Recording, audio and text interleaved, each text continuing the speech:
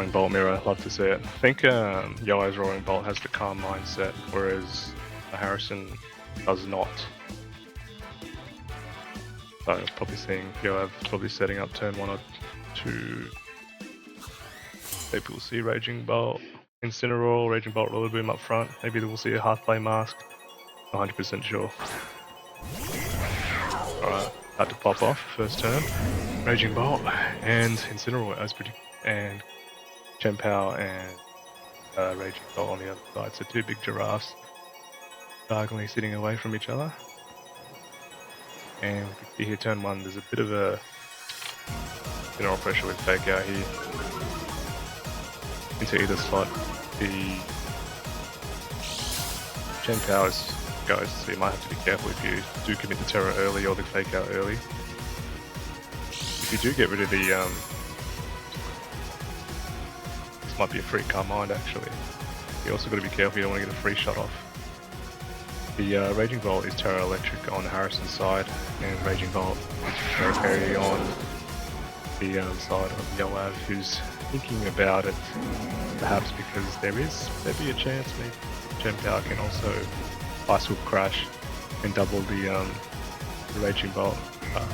This first turn is really either player. Maybe one of them will play quite safe.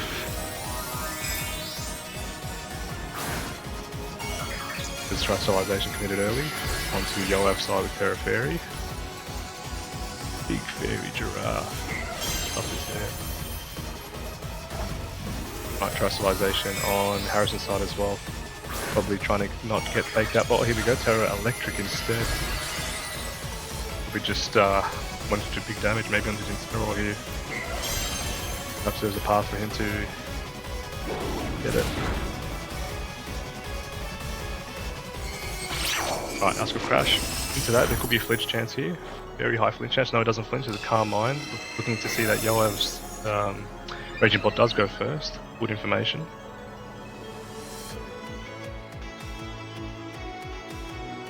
Great information. Alright. Pretty regular first turn. No dropping a Pokemon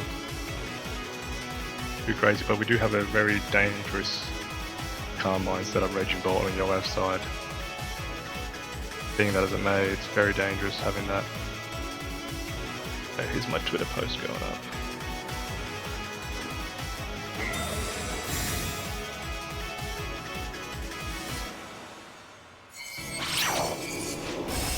Cool, okay. Maybe predicting a switch, maybe predicting the flinch, or wanting the flinch, this parting shot instead into Raging Bolt there, dropping it. Special attack. Wanting and switching out, giving Yoav a free switch into probably maybe a Rillaboom, maybe providing extra fake out pressure. Could be a Landorus, but as predicted, Rillaboom does come in here, giving fake out pressure as well. This Raging Bolt in a very good position now. To actually hit maybe the opposing Raging Bolt for decent damage, but it actually goes into the Rillaboom slot doing nothing. A Para might be detrimental. Oh, I called it! Paralysis is quite big, because you can prevent a fake out here now. If it wasn't able, this was not able to move. It's tricky. Salt Vest just eats it up though.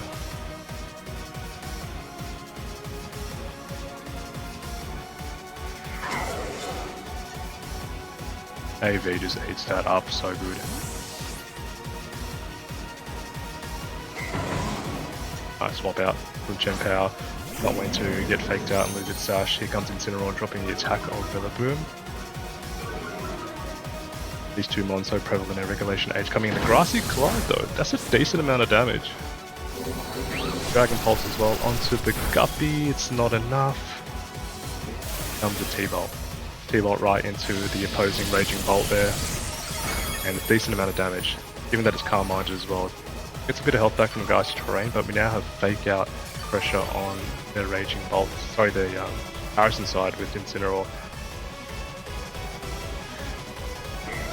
And you could go for a little cheeky protect here so you don't get like faked out and T-bolted and switching maybe to Incineroar from Yoav's side.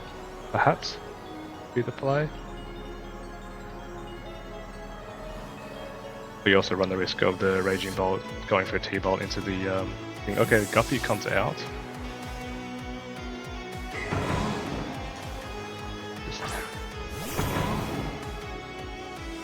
And Rillaboom can't move because it's paralyzed. Don't know if it matters too much, but the Dragon Pulse comes in. There's no fake out though. It does a decent amount of damage into Garfield. The parting shot though goes into Rillaboom there. I expect you've probably got to be a bit more usage if you perhaps went into the Raging Bolt perhaps. The parting shot. Nonetheless, we move on. I'm almost back at full health. Raging Bolt just above the halfway mark. Grassy terrain. Yoav thinking about something in the back to switch in and probably put on more pressure.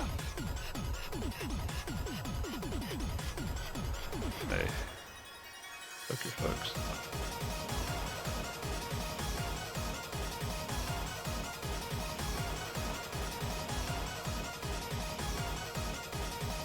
Right, Harrison taking time's got the gold Pokeball on his hat. Very nice.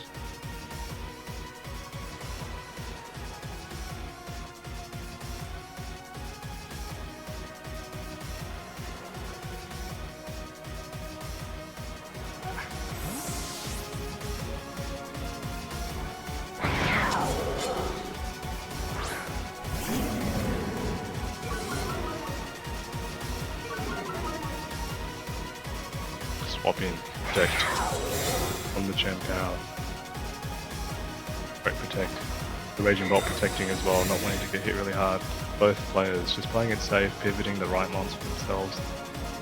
Woodhammer goes into the protect. Very safe protect there.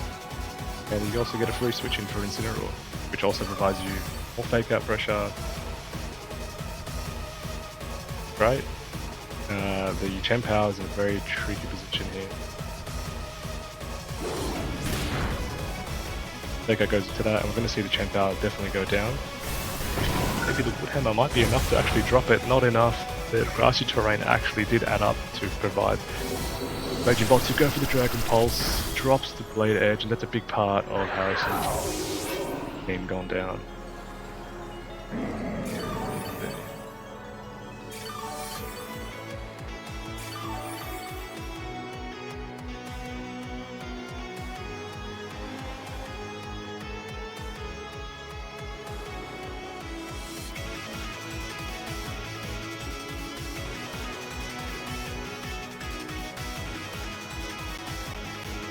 Alright, what's Harrison going to choose when he comes back in? Maybe the Raging Bolt, but it's at very low HP. Going to be the Incineroar instead, also very low HP. Just slowly, Yoav's just slowly chipping away at him. This Raging Bolt kind of gets stuff done. It's just been there since the whole game.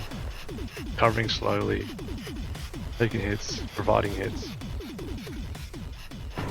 Doing exactly what it needs to do.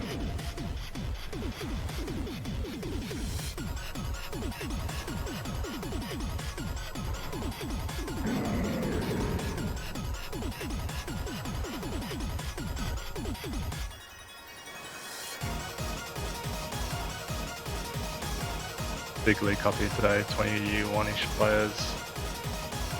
5 rounds of Swiss, top 4 cut. How much? Just enough to get it done. Raging Bolt done its job.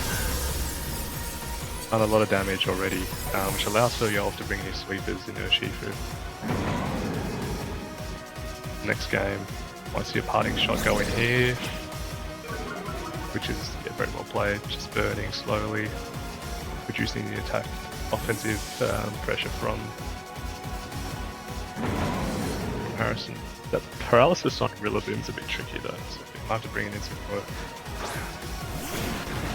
40 Urshifu too. Parting shot though. Goes to Urshifu, doesn't really matter. Fine. Can hit for crits. The only matters if it goes for the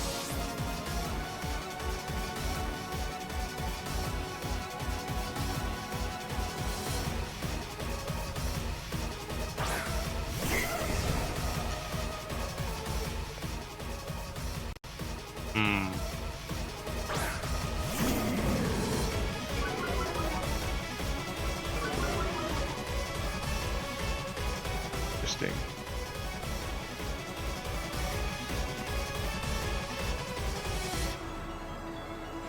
I wonder if T-Bolt is enough to... Oh, you got the fake out pressure too, so... Raging Bolt has Protect.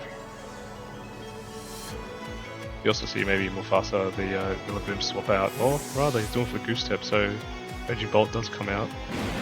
It'll come back in.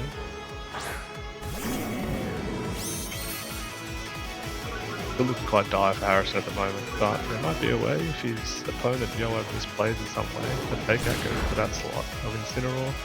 Surging Strikes enough to one-shot the Incin. Now, Woodhammer into Urshifu might hurt a lot. Oh, U-turn instead to the Incineroar. Swapping out because I guess, yeah, it makes sense in saying that he was -3 in attack, so actually a decent play there. We also get now fake out pressure from this end, but it's still looking quite dire for Harrison. That Raging Bolt is such low HP.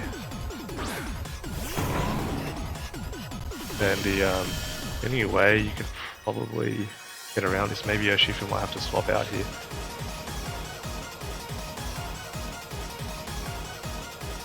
And perhaps the knockoff into the Raging Bolt gets the game done.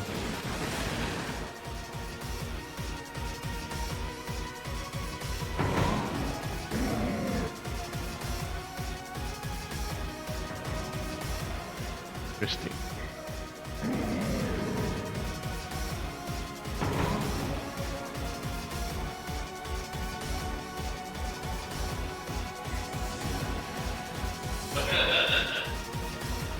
Harrison's taking his time. Trying to figure out the matchup here. The fake out goes into Incineroar though. Is there a thunderclap into the... Oh, there's not. Oh, thunderclap into the Urshifu slot. I thought there was a path. Maybe Harrison could thunderclap the or fake out and thunderclap the Urshifu, but maybe he was predicting that the Urshifu was going to come out into Rillaboom instead. Would have been a way there, but I've just gone on the offensive and be like, you know what, I have enough resources to the back. Raging Bolt's really low, it's not going to do much.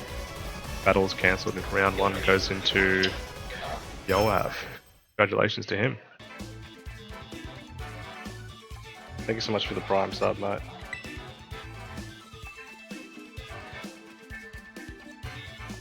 Gotta come down for a local. Cloud vs Mars.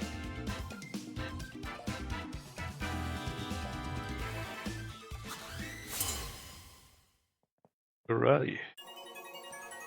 We're going to casting, trying. Gonna get louder in about 5 to 10 minutes when people start finishing their games. Alright. Similar leads as last time, well, pretty much identical leads right now. Both identifying their kind of win con is to probably take out each other's Raging Bolt here.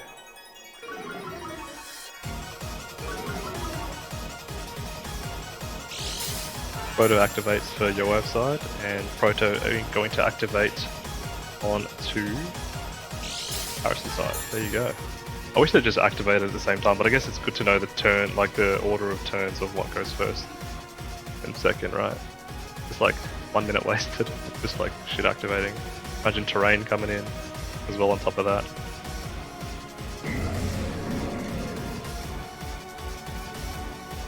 Alright. You see the Carmine pay its dividends for Yoav here. Unfortunately there's no Carmine for Harrison side, so Yoav just needs to guarantee probably 1 Carmine here. If there's a way Harrison can negate it, the way is to probably fake out the Raging Bolt. Oh, you also gotta be careful that you're falling to a protect you. So the Terra comes out onto Harrison's side first. Looking like that Yoav hasn't committed to his Terra at all, which is very interesting. Let's do the fake out into the Raging Bolt though. Into the, and then Carmine comes out for free. Could be a parting shot here. parting shot here from the Incineroar. Yes, Incineroar parting shots into the Incineroar. As playing it safe just in case that the Raging Bolt does go for the Protect there. This allows for Harrison to pivot into something that he might like, would possibly be the Chen Power here. Provide some offensive pressure onto the Raging Bolt on Yoav's side. Perhaps maybe even allow Yoav to burn a Terra, I reckon. Yeah, here comes the Chen Power. Chen Power Sash intact, Terra. And then this, that kind of forces Yoav's hand here because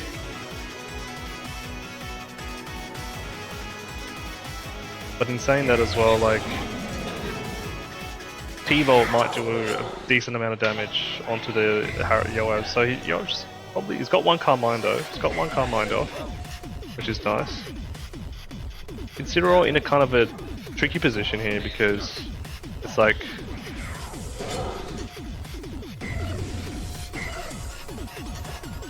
yes, Tex instead, just plays it safe. Tex as well, so both Raging Bolts protect here.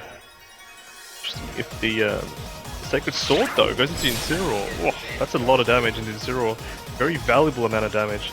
Does get hurt by the Rocky Helmet though, which does break the sash of the Chen Power, which ain't ideal for Harrison, because having that sash intact is so important. There's no way for it to get it back unless the Rillaboom comes in and gets some protection and tries to terrain back, so... Interesting that the Incineroar has no fire attack moves. Just knock off Taunt, a bit more disruptive than offensive if anything.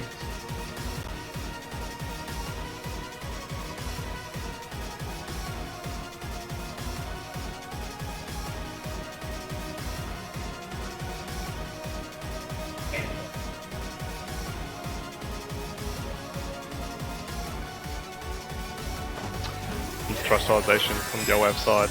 Terra Fairy is the play. Being pressured by the Chen Power because the Icicle Crash is so real right now. Will do so much damage.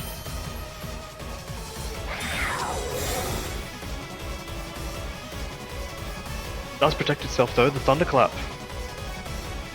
This fails. Harrison just maneuvering quite well. Plus Sonic, how you going? Parting shot right into the opposing Raging Bolt. Come out.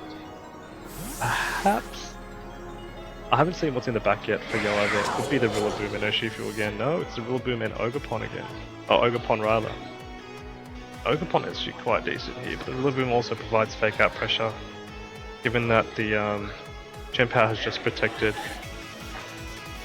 it does pressure Harrison to react and probably bring an Incineroar into the Chen Power slot.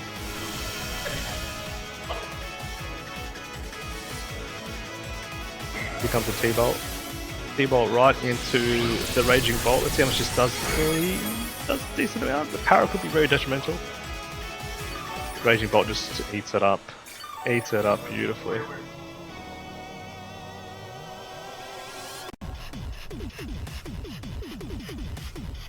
Alrighty.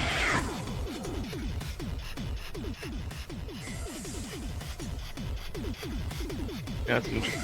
Where I think, the Rillaboom probably come into the Chen Power slot, drop the attack, provide fake out.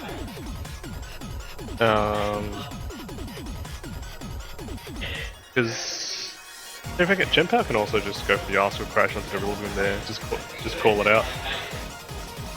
Right. You lose your Rillaboom, it's a little bit tricky. But he does come out, as we see, probably the Incineroar come back in. Well, oh no, not Incineroar, rather the Rillaboom. And the fake out goes into that slot. The Dragon Pulse also right into the Rillaboom slot. Not enough to drop it. Does a valuable amount of damage. The Dragon Pulse coming out as well into the Rillaboom. We'll take it because it's Assault vested.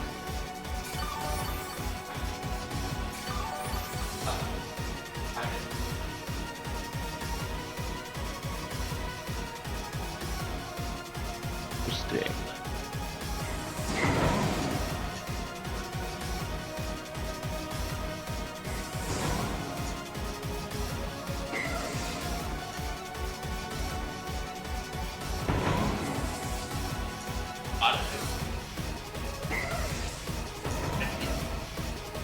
Could be away here. Could be away here for... He comes out Mufasa, probably Incineroar instead.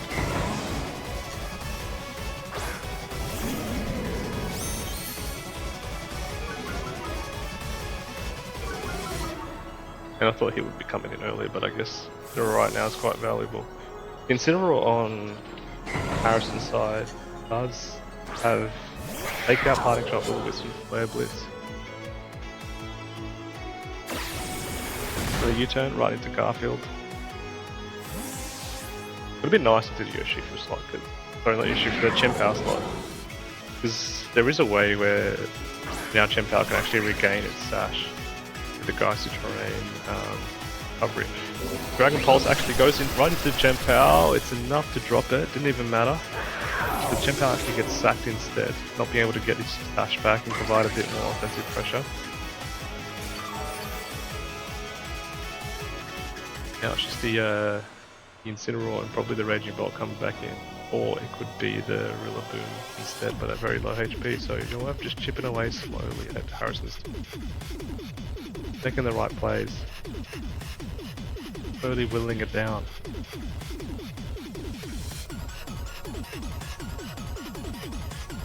Fairy Raging Bolt is proving just to be so strong.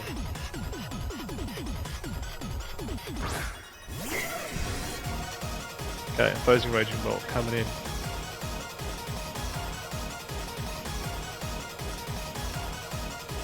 Fake out pressures on the field for Harrison's side. More stands Ogerpon's. Sword standing critting Ivy Cudgel Ogerpon just sounds so dangerous. You can set it up. Lucky Shield instead. For the Ogerpon. Just playing it safe.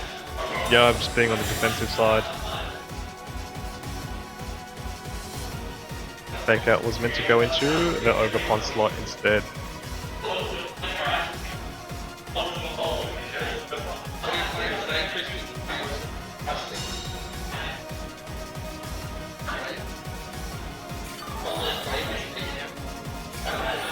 Alright.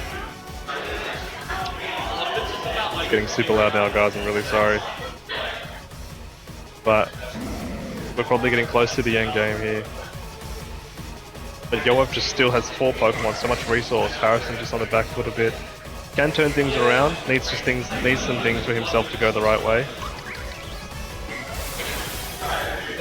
Thunderclap though, right into the Yoav slot, not enough damage. The Cudgel into the Incineroar.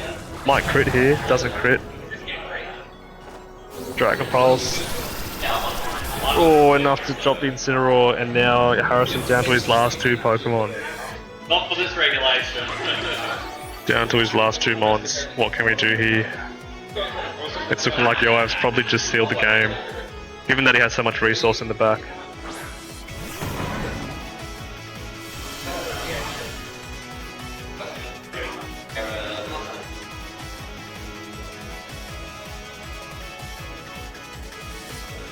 Lucky Shield comes out, not wanting to get faked out and to get hit for free. Yoav just going to play it safe, probably double protecting here. Raging Bolt, knowing that he's got game in lock.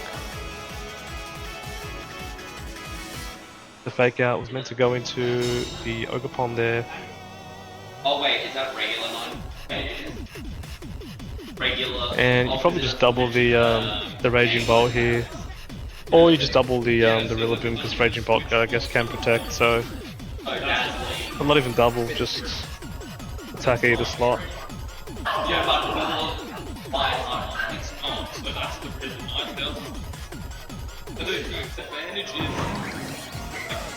here. That's about right there. Nice and glide. Oh, it's a decent amount of damage. See the Thunderclap though, this Thunderclap might be quite big. Yeah, it's like... It's not enough, given that it's calm-minded. And it's a big Cudgel into the Rillaboom. Massive Cudgel. And this is way too much for Harrison on this side, unfortunately. But he has performed well, trying to outmaneuver Yoav, a very good player. Just the Raging Bolt, I guess, on Yoav's side just seemed to be much better. With just the extra Carmine making a difference.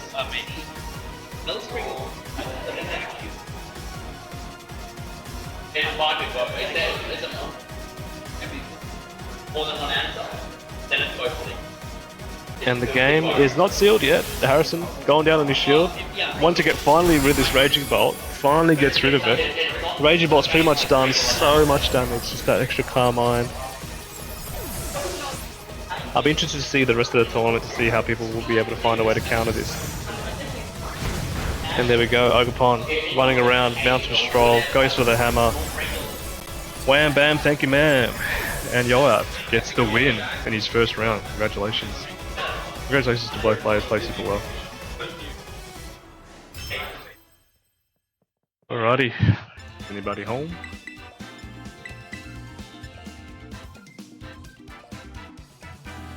That's me, I'm home. Alright, hey guys, how you going? Alright, rounds 2. We have Nick Crawford just Jack Roth. On either side, we have Jack Roth with Ursaluna, Mungus, Incineroar, and Shifu Rapid Strike. King Gambit and Porygon 2. I have seen this P2 Ursaluna, Mungus, Incineroar core been flying around recently. Especially in Regulation H with the Dimitri's team. We have Nick Crawford as well with the Ogerpon, Goldengo, Regirago, Whimsicott, Urshifu, Rapid Strike, and Ferragiraf. This will be very interesting. We have Regirago coming up first.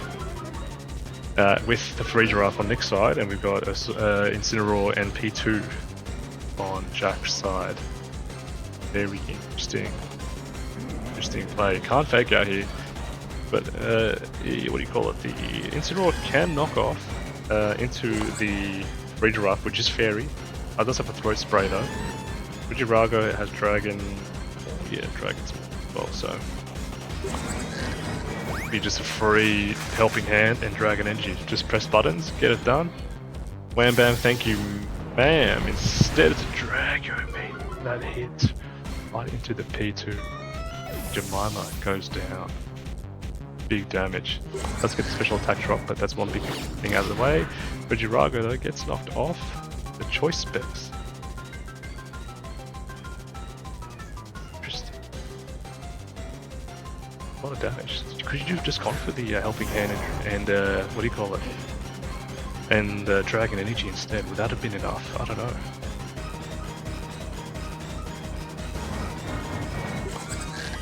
Massive damage. Because I guess Helping Hand choice specs Dragon Energy, maybe that'll be enough, or maybe it might get close. I know P2's very bulky. Need to high roll, oh fair enough. But you also miss, you can also miss, right? But you also do a lot of damage with the Incineroar.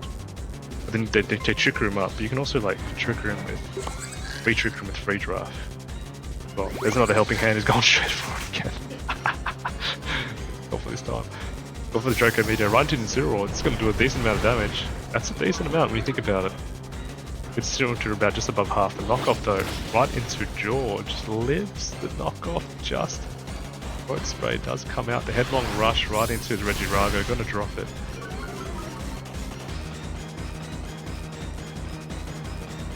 Got the most that, they got the most that he can out of Regirago there. I can imagine in the back there's gonna probably be like King Gambit, maybe Urshifu just for sweep. Didn't see the back actually really. Here comes the Ogerpon. Bolt Breaker, get rocked.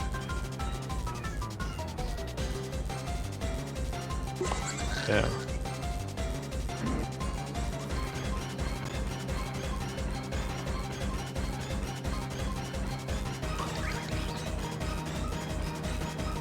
Music's intense.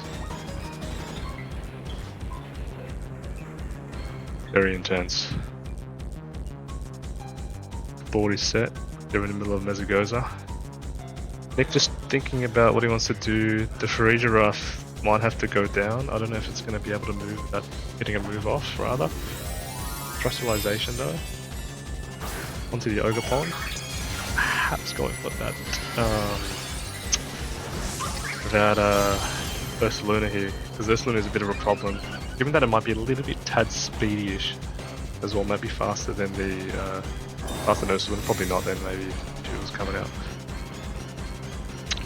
Ivy Cudgel, yeah, to the Ursaluna.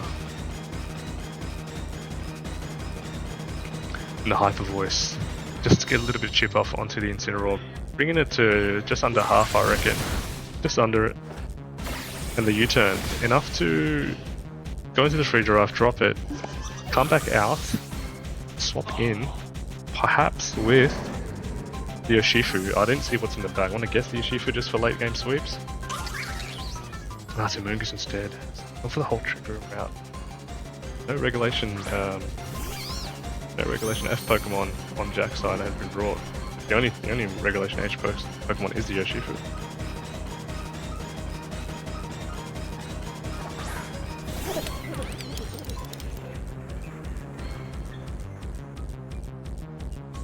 Alrighty.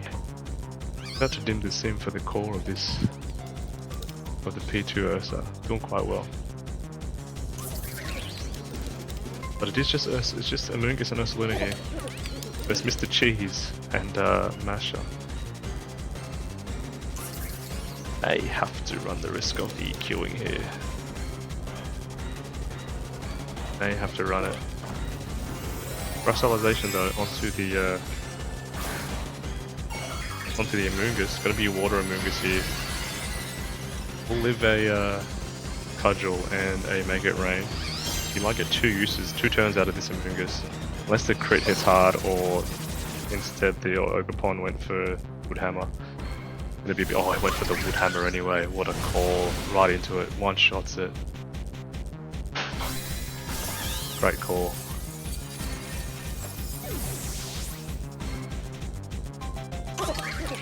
And the rain. It's enough, I reckon. Oh, even rude. Is that a crit? No, it's not because of the headlong rush. Drop the defense boosts or defenses of the Ursa. And here comes Incineroar.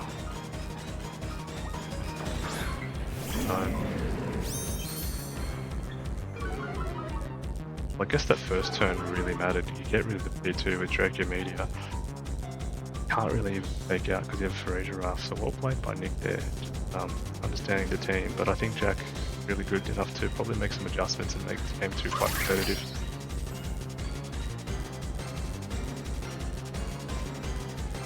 Protect, double protect. Just not wanting to take any unnecessary damage, I guess, I don't know. I guess if she fakes out, I don't know. No point of double protecting there. Cudgel. Cudgel will make it rain. Could be enough here. GG's. On to game 2 we go.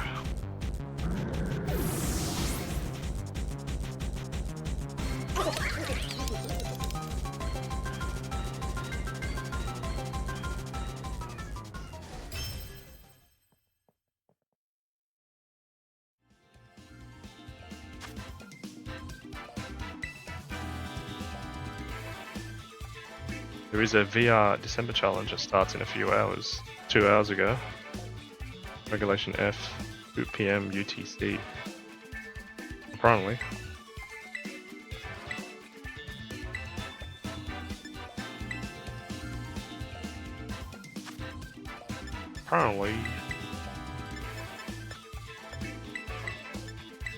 The next game, eh? Game 2. What adjustments does Jack have to make? Probably has to bring in his ace spec. Probably a Shifu. Just go for the hit on Free Giraffe. Guarantee a nice shot. The Iron Head into the Free Giraffe. Just in case it terrors, because it probably wants to live. Probably doesn't actually, you never know. I don't know.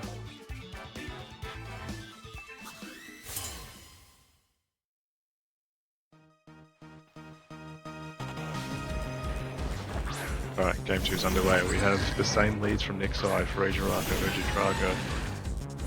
We have the Urshifu and P2. P2.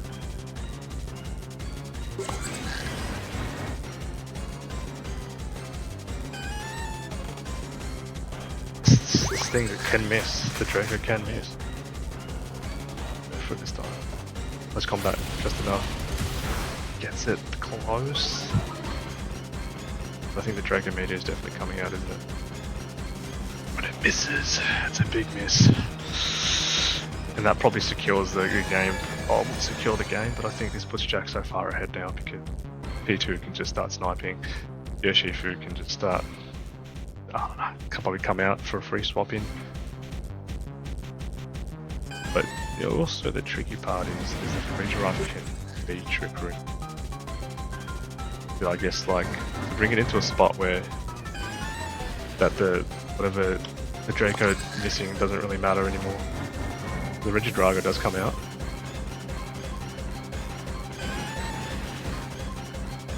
Mr. Cheese comes in.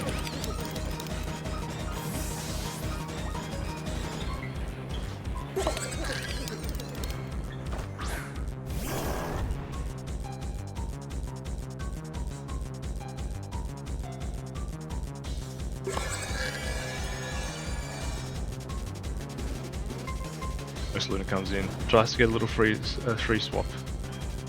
Does get a free swap. Claymore is proc quite well. Yeah, he just starts sweeping left, right, and center. Oh, you gotta be careful.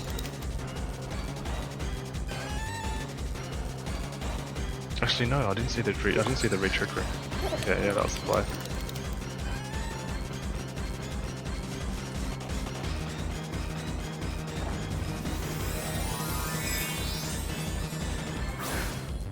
Crystallization.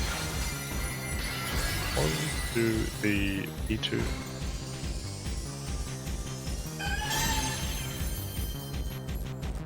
Mega Rain comes in.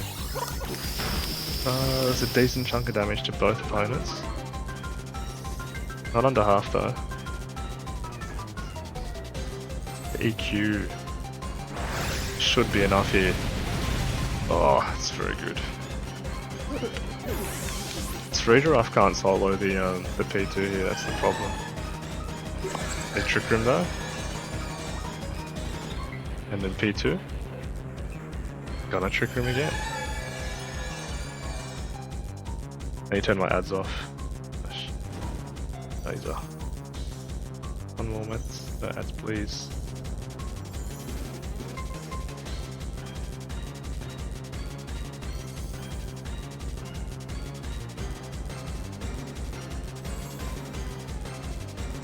Drago in. So now we're out of trick. We're just like going in and out of trick room. Just these mind games that just keep happening.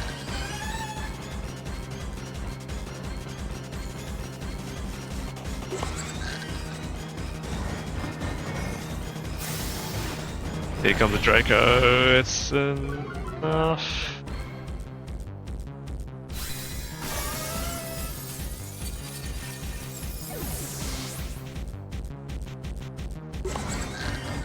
Hyper voice. Also quite good. Throat Spray actually gets procced for the first time in the game. It's probably a few turns late, but it's there now because all it's been doing is trick rooming and helping handing. The Earthquake though, enough to drop both. Critical hit on George does not matter.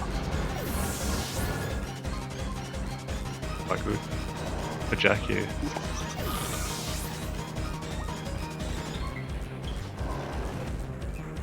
Burn, not gonna drop it. And now you come in with your probably a Shifu or maybe even Incineroar just to come in and sweep. But we don't know what's in the what's in the back, so probably can bring Incineroar a little bit later. But Ogapon is there, and the Yoshifu is here to check it as well. And you can probably just Facade and Surging Strikes. And making that Reg F Pokemon of... When you bring that Reg F Pokemon, it does make a little bit of difference, but majority of this team is Regulation F. Yeah, Regulation H rather. There's one. And there's three. Puts into a range. The Ivy Cudgel is going to go down. Puts it into the range for our friend Serratore. The fake out, probably end the game from there. Probably don't even need to fake out, probably just can. Probably knocked out by fake out. Maybe. Interesting. That works too. Game's cancelled. Yeah. Okay. Game 3. But the Draco missing was a bit of like puts Jack ahead a bit. Nick still had things to bring it back in some way, just like untrick rooming.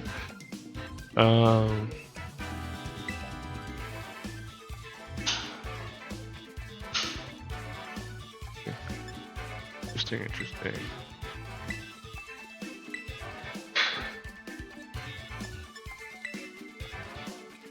Alright.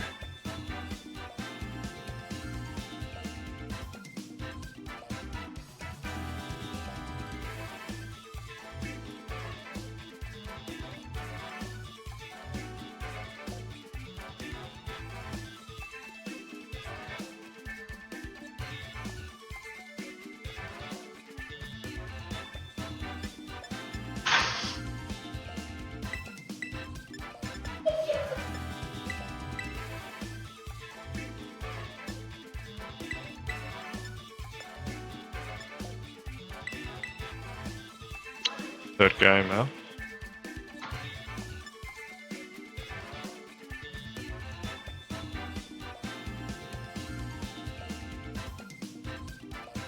The success to that game was probably Draco missing, but also bringing in the Shifu is quite good for late sweeps.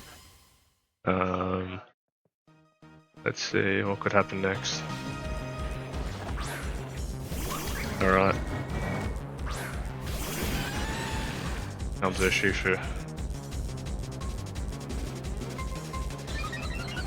Attack Rise instead. Special attack. Would love the special attack boost instead.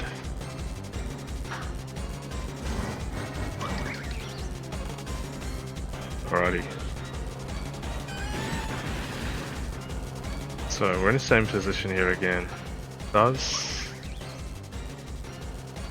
Actually no, we're in a different position because there's no Furry Giraffe this time. Which might have been a mistake. I think Furry Giraffe might have been good there. Instead the Incineroar comes in.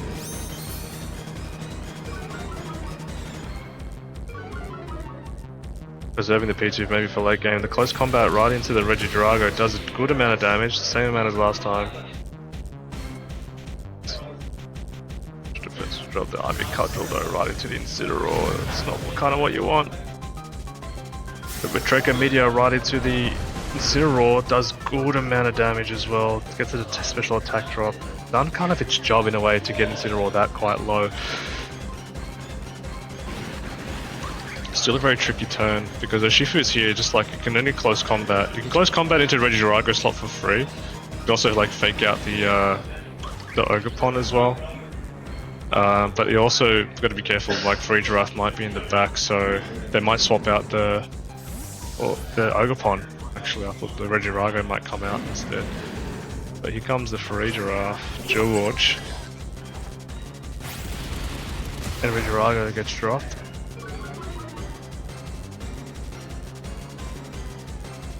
There's a knockoff here. It's a game. Or Flameless. Or U-turn instead. Good damage onto the Furry Giraffe. That's too much damage. I don't think Nick needed that amount of damage.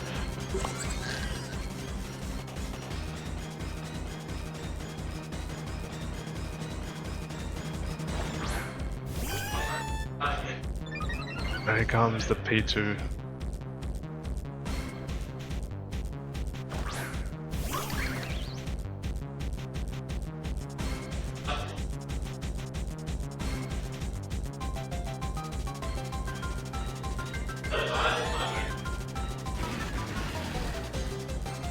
Interesting.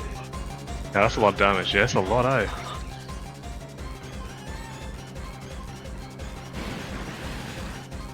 Given that it's like AV'd as well. No helping hand. Helping hand might have taken it over.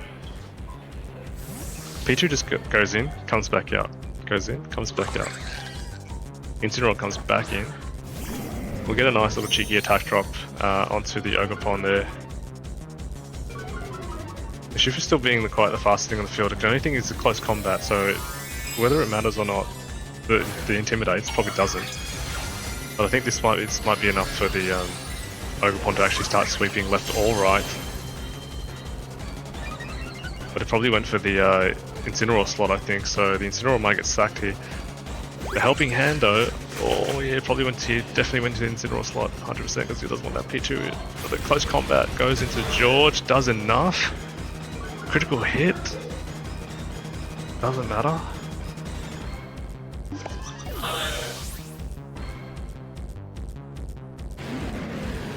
The Cudgel, who's gonna hit? Gonna hit the Incineroar. You'd want it to hit the Urshifu. But Jack being cheeky, just like pivoting quite well there. Leaving Nick down to his last 2 mons. Being a cheeky bugger. And I think the safe play is probably just bringing P2 there. But it also depends what's in the back, and it looks like it's going to be Goldengo. Which is the nasty plot version of Goldengo here. Terra Fairy, Little Skull Life Orb as well. Still can do a little bit of damage. So Make It Rain will drop the Shifu, but he might also guarantee that the Trick Room might get set up from P2 here. Because that's the only kind of way that I think Jack just takes complete control of the game, is to get the Trick Room up. Sack the Urshifu, hit into the Ogerpon there. Pray that you live a double like Cudgel and Make It Rain. I think that's the only way that I see this. This is the big turn. Yeah, it all depends on this turn. P2 just needs to survive. Oh! Interesting. This Ursula comes in, maybe for a free trigger. Set up, but that Cudgel I can imagine goes into the Jemima, and I think it Make It Rain. I think he survives and Make It Rain. Yeah, he does. That's very good, and that's actually quite smart from Jack as well, because you get a free Flame Orb proc here. As well, instead of sacking your Shifu, you can just now just sweep. You can Terra EQ. Yeah, Terra sterilizing the P2 makes sense. Now you just EQ. I like P2, man. P2's good.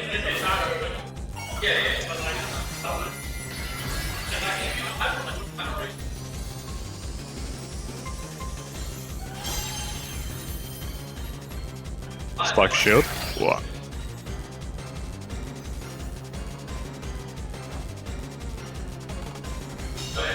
Okay.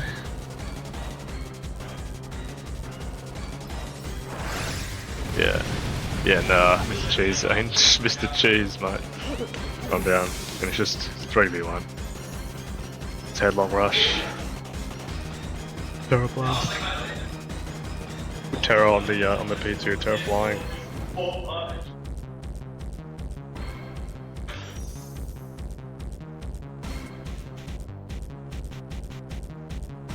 Yeah, just double hit, and it's game, and Jack takes it.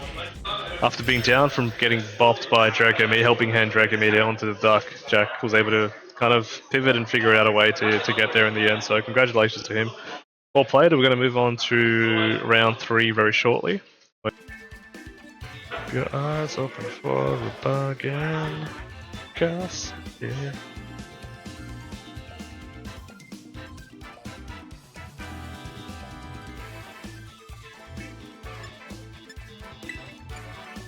Righty. So let me get team sheet sorted here. Guys, we'll do. Just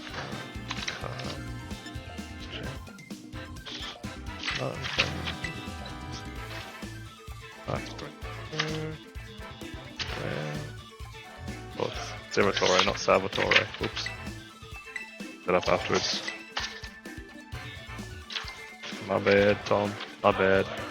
Can't interrupt him now because he's in team selection. But we have the Articuno team from Thomas's side, and we have the Raging Bolt Carmine team from Martin's side. It's a very interesting matchup here. There's 2 Raging Bolts On either side, one with a Carmine, one not. But the Ninetales Alola version has Blizzard Aurora On-Call Protect. Light Clay, Arcanine Hisui, Clear Amulet, Flare Blitz, Extreme Speed, Rock Blast, Terra Blast, Ghost, Terra Blast, Articuno Ice with Snow Cloak, Assault Vest, Blizzard, Freeze Dry, Sheer Cold, Hurricane, interesting. And then we have the Yoshifu, Single Striker. Anyway, here we go, the leads are from Martin Tran's, the Landorus, and the Incineroar coming up, propping and Intimidate, and we've got the nice pairing of the Ninetales and Articuno.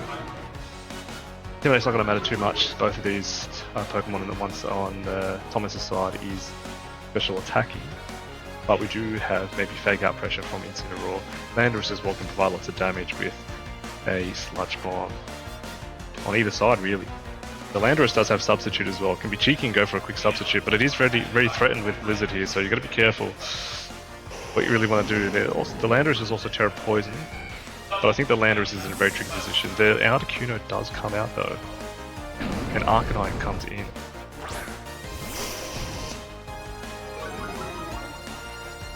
So we'll see if the Landorus actually protects you. Perhaps maybe I see a Flare Blitz come out from the Incineroar. Landorus respecting the pressure coming in, does Terra into Terra Poison here. So Martin burns his Terra quite early. And the Fake Out goes to the Incineroar slot. And your Roarvel comes up as well, so this is quite good for Tom here. Having an Roarvel up, reducing the damage. The Sludge Bomb though, this actually can do a lot of damage. It might actually kill the Ninetales, which it does. Given that it's Terra. If it wasn't Terra, it probably wouldn't have been able to kill, we're not sure because of the Roarvel is up. Now be mindful that the Articuno does have Snow Cloak, so moves can miss if Articuno is in snow on the opposite side. The Landorus can miss moves, so can Incineroar. Slight chance, small chance. Now Rock Slide is quite nice here. The Earth Power actually goes, Landorus goes first, and the Earth Power goes right into the Arcanine. One tap with Veil up. Sorry, yeah, what was I saying? I mean the Terra actually rather. How much if that paid dividends to drop the Ninetales there, getting the extra damage off. Got my words mixed up. Blizzard's nice. Decent amount of damage. But losing the Arcanine is quite bad because I mean you had to sack it because there's nothing else you can swap in for free really. Because now you could have swapped in maybe the Rillaboom for free. Actually no, the Rillaboom's on the other side rather.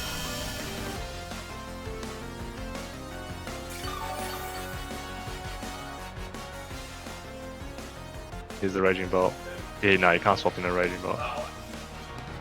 Calrissian. Lando Calrissian, my boy. Love him. Lando's one of the OGs, bro. Except when he gave up Han Solo to the bad dudes. Blizzard's nice here. The Fake Out as well is on the Rillaboom side, so I can imagine a Fake Out going into probably the Articuno. Maybe even the Raging Bolt. Terra is now fitted on the on Thomas' side. Now before this game started, he actually had no access to Terra. He didn't have a Terra Orb, so we made him get a Terra Orb, which he did. Now we can actually Terra. The Articuno avoids the Fake Out though. The Snow Cloak coming in clutch. The Thunderclap, no. There's a substitute instead from Martin, so playing those games. Now actually behind a sub, which puts Martin quite ahead actually. The Blizzard though coming out. Can drop the substitute, can freeze the Rillaboom. Not as much damage as you'd like though, as the choice specs. The Assault Vested Articuno. Choice specs might have been nice there just to get that over half onto the Rillaboom slot. Does have access to Sheer Cold. Hurricane though. Ooh, Hurricane's tricky, you can miss. Very high risk, high play. Sheer Cold also tricky. Oh, I would Sheer Cold's very tricky here. If he hits it though, if something swaps in.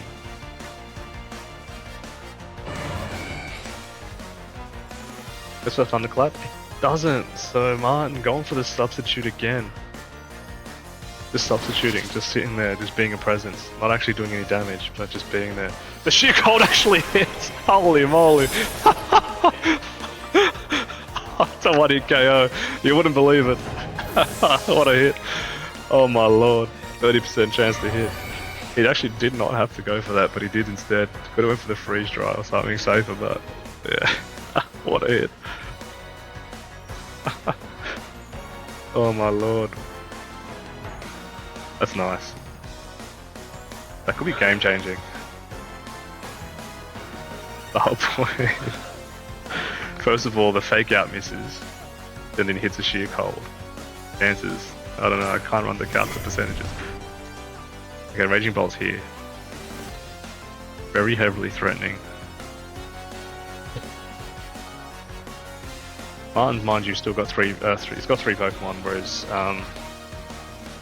Willis has only got the 2 here. So the Protect comes out from Raging Bolt. Earth Power probably going to go into the Raging Bolt of Thomas and might actually drop it. Oh, it gets it to half. Just under half. Blizzard comes out, dropping the sub on Lando for sure.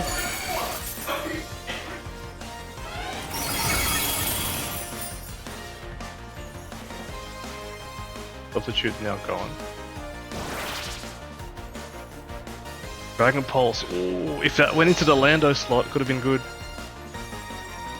Could have been good. The question is, whose Raging Bolt's faster here? We know the turn order is going to be Lando first. Lando can just Earth Power the Raging Bolt. So does Thomas respected enough to protect here? His protect might be quite big. But I wonder if he... Oh, he subs again! Just subbing. Blizzard coming in. Raging Bolt avoided the attack because it's not in snow. And oh, it's double miss. After hitting sheer colds, it misses a double Blizzard, which is unfortunate. No freezes in the game at the moment. Jeez.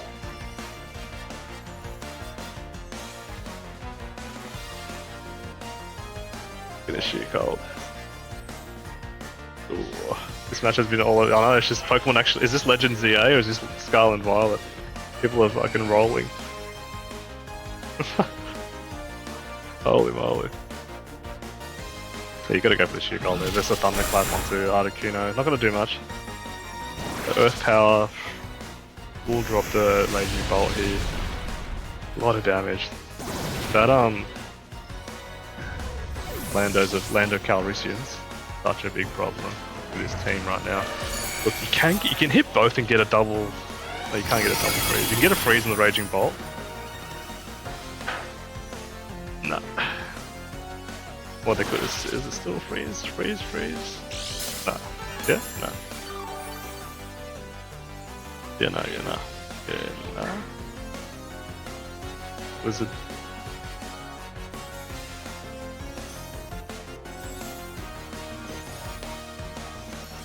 Protects. Nice. Keeping the Lando there, just nice and safe. Double protect here. Just burning out the Blizzard turns, I guess. Just in case. I'm probably thinking about setting up for next game. Just in case if there's a way for Tom to come back and freeze both Mons, Martin playing super safe.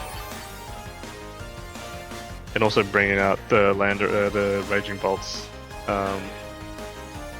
Leftovers back, and Aurora Bell actually has come off now. So the Thunderclap into the Articuno, not going to do as much. The Sludge Bomb though, this is going to hit super hard. Into the Articuno, not as hard as you'd think actually. The Blizzard though, gonna miss the Landorus. Doesn't kill the Bolt either, doesn't get the freeze I think. Although there is an Incineroar in the back, so this Articuno's done a lot, and it's got its last Blizzard left. The Thunderclap, gonna take it, and the Sludge Bomb coming in. Oi. Good game though, but Thomas has got to figure out a way to manage this Landorus here.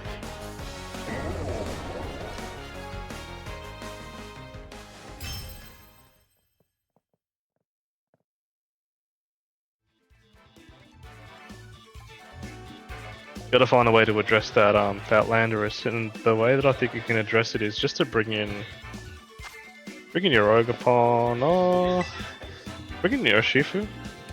If you bring the Urshifu, it might be good. Might have to Terra the Ninetales though. I don't know. Arlie with the Starlight Sheer Cold. Try again for match 2 for sure.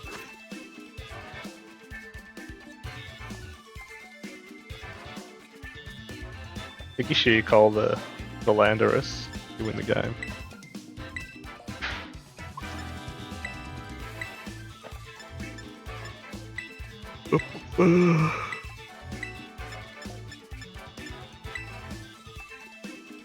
Bring the Ogerpon. You can also Terra the Ogerpon for good resistance. You can like bring Ogerpon and a Ninetales. You could set up Aurora Veil, Terra Water, Cudgel the Landorus, and still gonna do a lot of damage. But I think, I guess if Incineroar comes from the other side, then tricky. You can just probably double protect, which is like. But then you also give up a substitute to Landorus. A lot of things going on that I can't see. Here we are. Shifu's here, and oh, okay, Dark Shifu and Arcanine versus Incineroar and a Single Strike Shifu. Oh, sorry, Rapid Strike Shifu. Water Fu, Dark Fu, Fufu. It's the last Shifu. Shifu. Alright. So, Fake Out Pressure's on, definitely. The Rapid Strike Shifu is very threatening to either side. You want to give up your Arcanine that early? That's the question. Okay. If your Sash is broken, the Surging Strike is going to go into the Arcanine. One hit is one-shotting Arcanine.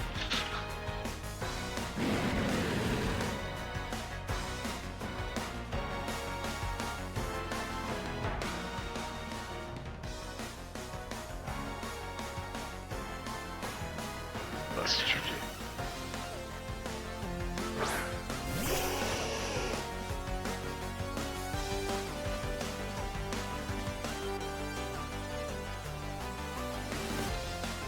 Interesting. Aurora Veil would be nice here, but then you also kind of fall behind because now you're one behind in a sense. So you're gonna find a way to put offensive pressure here. The Surging Strikes is not enough, but if the Incin doubles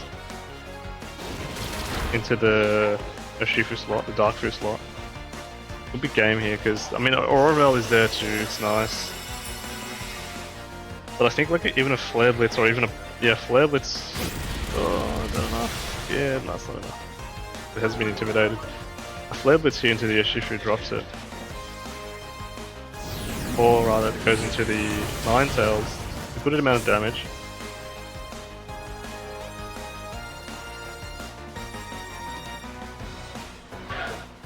It's tough to protect to Urshifu there, so you kind of have to attack. I think the best way out is probably for Blizzard to just come in and spam the Blizzard. Spam Blizzards. Arcos protects though.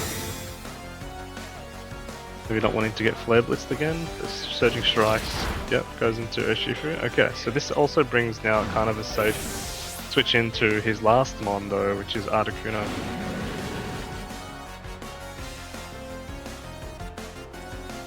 Play this into the deck. Okay.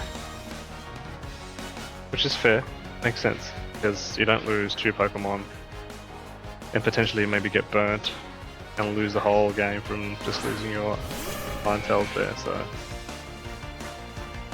Oh, Blizzard, I don't know if it would have been able to... We'll see anyway if he goes to the Blizzard here.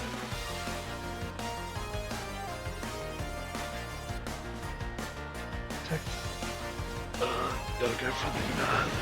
wait. Oh!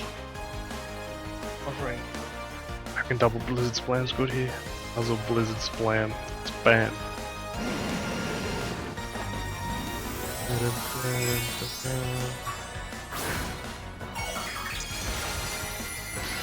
Okay.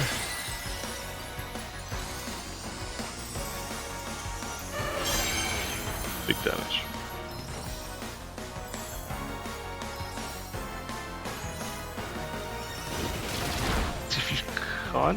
If you tear the Ninetales, you live the surging strikes. Then you can Blizzard Spam. That's okay. There is Blizzard Spam free chance here. Double freeze will be insane. Can we see the sheer cold rather? Oh, missed it. Flare Blitz though, not gonna miss. Gonna go with the Articuno. This is very bulky Articuno for sure.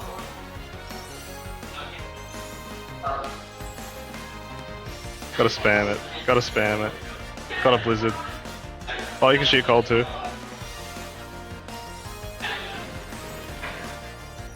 Gonna go for the Shifu. Strikes.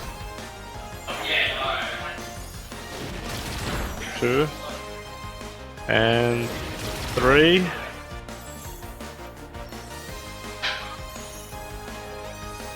Sheer cold misses again. He did hit 1 though. He did hit 1.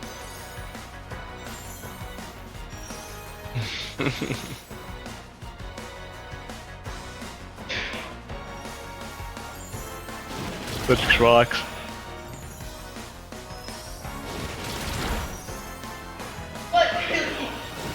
The chip will be just enough to put into range this turn for the Incineroar to come in Aaron and clean up. The sheer cold does hit though. Does hit the Yoshifu though. Just for style points. Gambling man. Thomas is a gambling man. Levels though, enough to get the job done. Congratulations to Martin who progresses on to 2-1 of the Pokefolk League Cup down here in Sydney. Got 5 rounds of Swiss today. Well, we're probably going to have a lunch break now, so... Well, we'll see you very shortly. Alright, we're actually back once again.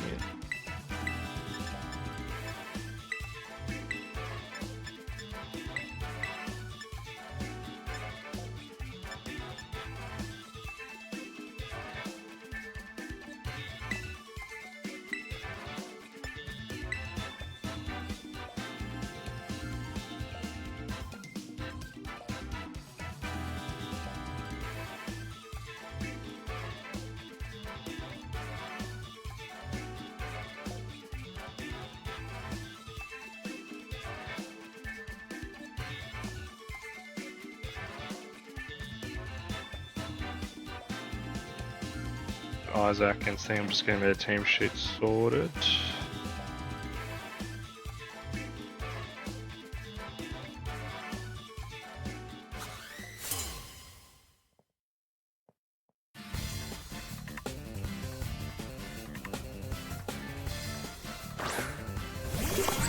Alright, game turn 1. We've got Regidrago and Tornadus, and we have Fluttermane.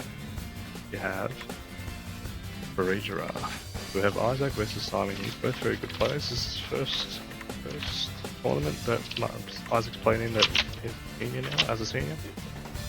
Doing really well at the moment, 2-1. The level has increased dramatically. Let's see how he goes. I'm just still looking for the team sheets. Let's see what I can do. There's Simon's there, and I got Isaac, which is beautiful. Alright, here comes a Moongus, swapping in shiny Great Ball looking at Moon.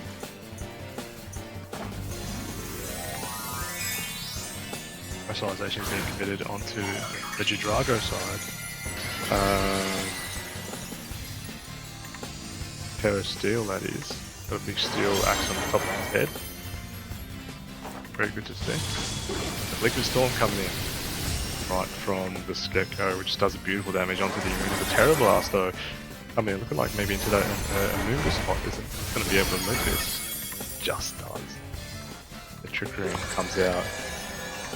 Okay. Right. Momentum has changed. Turn order is Immune, Redrago, and Tornadoes. Now, there's been a lot of damage that's been committed, and provided rather from Isaacs, just to do as much as they can to get things going. But there's not a lot of offensive pressure here from Simon, but he does have redirection plus ball pressure. The Serratore is Throw Spray, so it can go for a Hyper Voice if it wants to. And the Spore can come in either slot. Here comes Dark Shifu or Slowly. Rapid Shrugger Shifu. The Hyper Voice goes in, activates its Throw Spray. Special attack gets boosted, and here comes the Dragon Energy, which is probably going to drop both. Then that's a lot of damage. Inside Trick Room, Regidrago just sweeping. Not scared of being spored, not scared of anything, just going for it. I feel like there could have been a spore there from Simon, it could have just spored maybe the Drago, just for a turn, slow it down. Comes Amoonguss. Now Amoonguss, I guess now is probably, its Regenerator does come in, and probably now being able to, I guess you look at it, I need to charge my phone. No memento.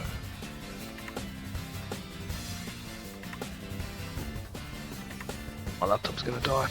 Okay, it'll be radio silence for a bit, but it is a terrestrialization actually. You can hear my voice. I'll just call it as it goes as I walk over to get my charger. Gonna blow the charger for a sec. Thank you.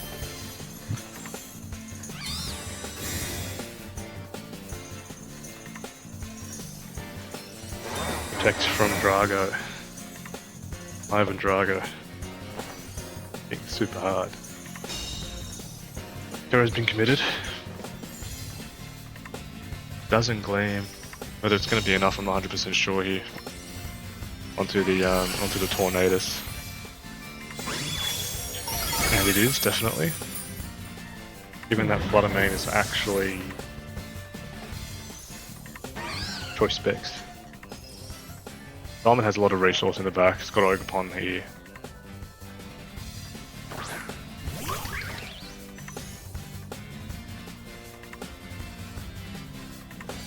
Cudgel.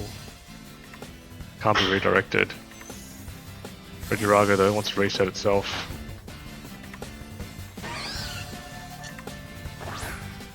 The Regidrago comes in, and the Spore into the Regidrago, thinking, hey, I'm gonna spore you, but no. Here comes the Ivy Cudgel. Great play, a critical hit does matter to drop the Flutter Mane. It's gonna be Amoonguss against the world here. The Amoonguss is on its own. Did what it could, but I guess just too scared from the Dragon Energy. But I guess the Spore could have been nice into the Regidrago that turn where it did Dragon Energy. And yeah, just Isaac not falling for it. Just playing super aggressive. Pick on the Sludge Bomb. Just want to see how much it does. Does a decent amount of damage. No poison. Ivy Cudgel here, coming in. I feel like there could have been a Hyper Voice. Oh, actually no, Redraft doesn't have Hyper Voice. It just has Helping Hand, Dazzling, Trigger, and Protect. I guess the Cudgel here will seal the game.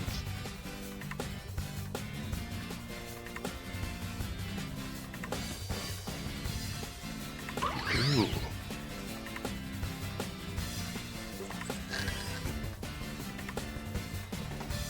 Do it, Cudgel, Dazzling Gleam.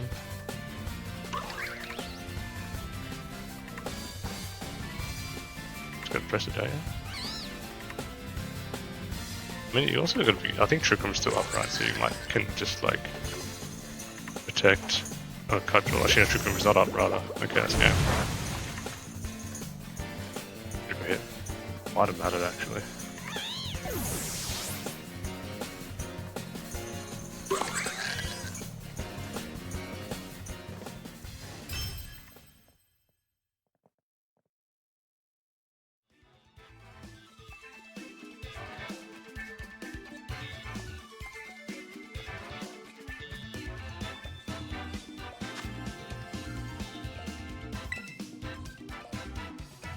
Oh, sick, man.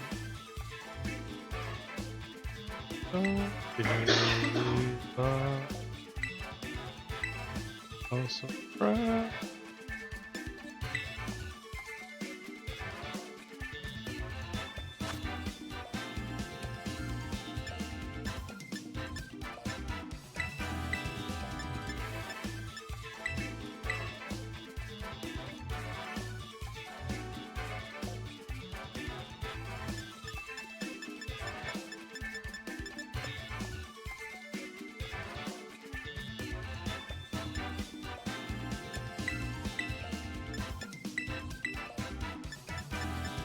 What adjustments can Simon make here?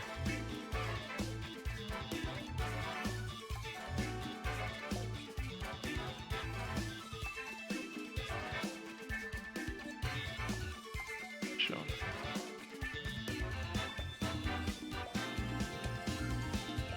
Isaac played that super set super well, but the momentum was gained for the Dragon Energy. I think it's just once you get your Trick Room up, just do as much as you can inside the Trick Room as quick as you can. We also have like for your own free to from Isaac's side to out of that trick.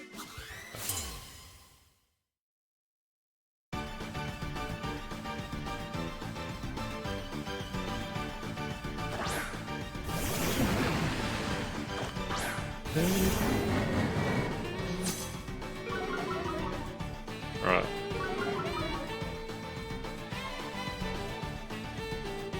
The same leads from Isaac here, the Incineroar Drago. Oh no, have the free to I don't remember. Anyway, Tornadus and Urshifu, good lead for and good adjustment for Isaac, for Simon here. You can Tailwind, you can do a few other things like Rain Dance. It does have Dark Pulse though, which is very interesting. Very Dark Pulse. Urshifu does come out though. Not coming in, not falling, not probably wanting a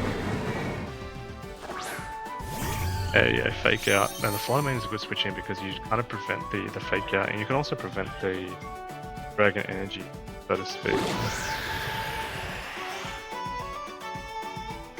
Tailwind does come out though. The Dragon Energy not gonna hit the Flying Mane, but probably gonna drop the Tornadus, which is Clover Cloak.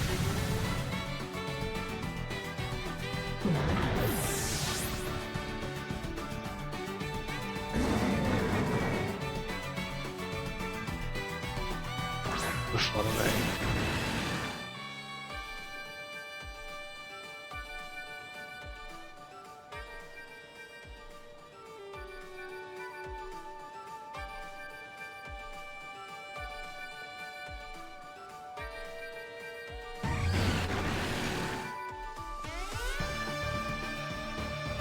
Incineroar thinking about Trustalizing.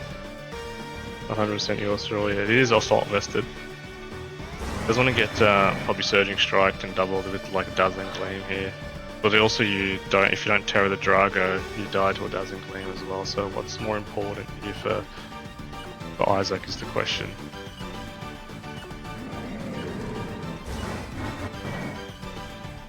The Thrustalization being committed to one of Isaac's Pokemon here. It's going to be the Regidrago, Terra Steel. And if Simon read this and went for the close combat Dazzling Gleam, it would be very tricky here. The Moonblast though, going to the Regidrago still does a decent amount of damage. The Surging Strikes though, they double the Regidrago regardless. The Terror didn't really matter. But recognizing the threat as Regidrago is the biggest threat on the field. Getting rid of it rather. It's a great call from Simon there.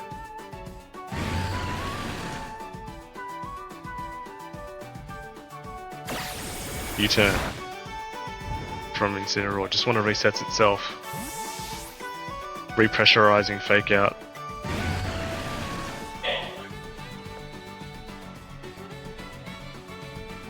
Now it's either Ogre Ponder for Regiroth coming in. away the slot, and then now the strategy kind of changes a little bit. The offensive side for Isaac a little bit less now because the hardest hitting Pokemon is the Ogerpon, so now we have to chip away at it. Bring an Incineroar, slow things down perhaps a little bit. Maybe pop up Trick Room here from Fluttermane. Oh, sorry, from the Farigiraf. Floodmane's free, just do Dazzle Gleam and the Urshifu. And probably just swap out maybe into like a Moongus if the Trick Room is a threat as well.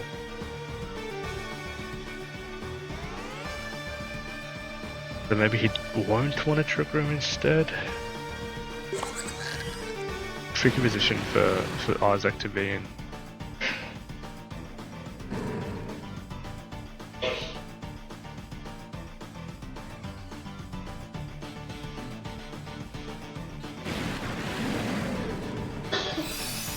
Moonblast into the Farigiraf does a lot of damage. Surging strikes into the Incineroar. Not even no fake out, no nothing. Maybe predicting that Farigiraf does Trick Room and then a Moongus coming in. But Simon this time playing more aggressive than Isaac, kind of flipping the tables here. Turning the tables rather. Dazzling Gleam. Not enough damage, and it's just going to be Ogerpon and Farigiraf. Only adjustment by Simon here. Recognise the threat that is Regidrago.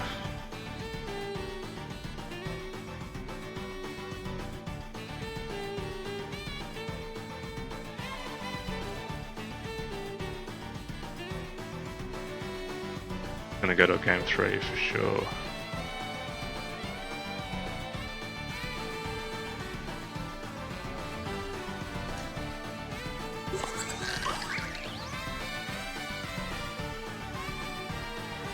Isaac just taking his time, thinking about, okay, what can I do that's best for the game here? The Urshifu does come out though. Perhaps maybe someone be like, okay, if you true Trick Room, I've got an Amoonguss here, or I've got an Incineroar instead. This Martin Tran? No, it's Simon Chan. Martin just played. He just played the round before. He's doing well, he's doing well. Are you a friend of Martin's? Because he's doing well. Cudgel.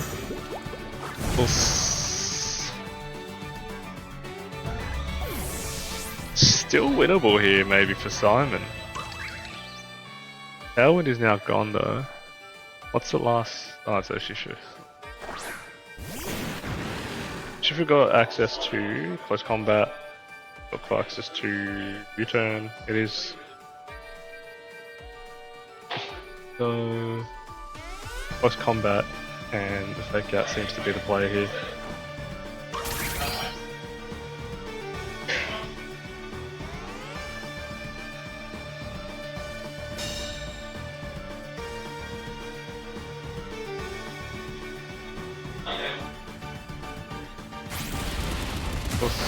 Yeah, it's too much. Oh, that one shot, is that a crit? Oh my lord. That's so much damage. Or maybe not much defense investment into that Ogerpon. Holy moly. Alright, we're on to game 2 now.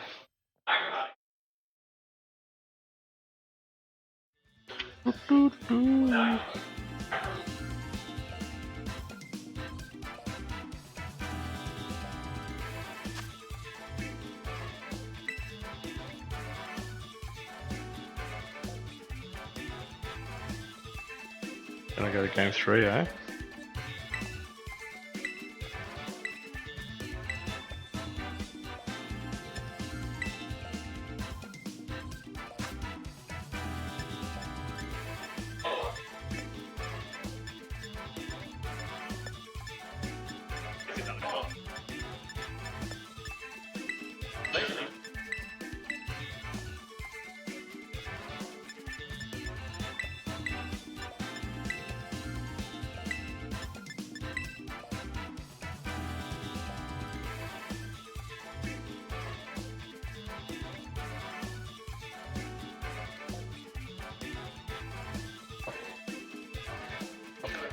Third game, Isaac versus Layman or Simon. Good matchup against these two. it comes to the point where like who's most aggressive in that kind of mid game there. I think that's what it mainly kind of comes down to. So, good to see you, mate. How you going? Oh, okay. Anaconda.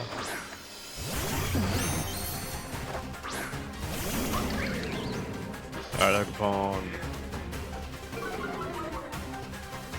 Games today have been going super slow, Regulation F, it's gonna take its time. A lot more HP on the Mons, a lot more defensive. Okay, so Isaac, making the adjustment with Incineroar and Oakapon here. Simon coming with Tornadus and Fluttermane, kind of the same leads.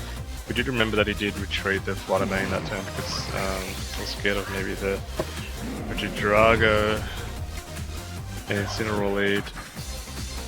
There is a possible just Hellwind, Bleakwind and Dazzling Gleam here, which can be quite detrimental, so there might be some kind of Terror or Protect.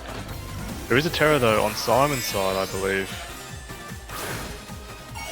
Terastallizing the Fluttermane here.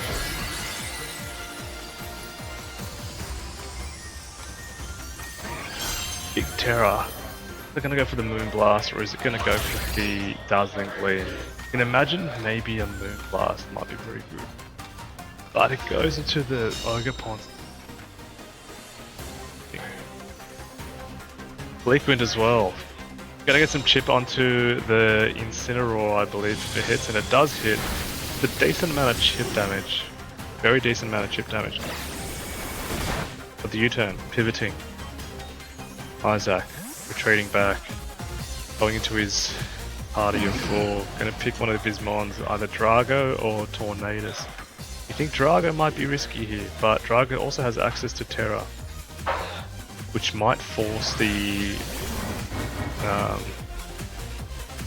Fluttermane to retreat or stay in, maybe, and just Moonblast and be like, you know what? Even if you Terra Steel, I'm gonna go for it. So this is the mid game I'm talking about. Kind of mid game-ish or early mid game where either person is going to be either super aggressive, and it might define this round.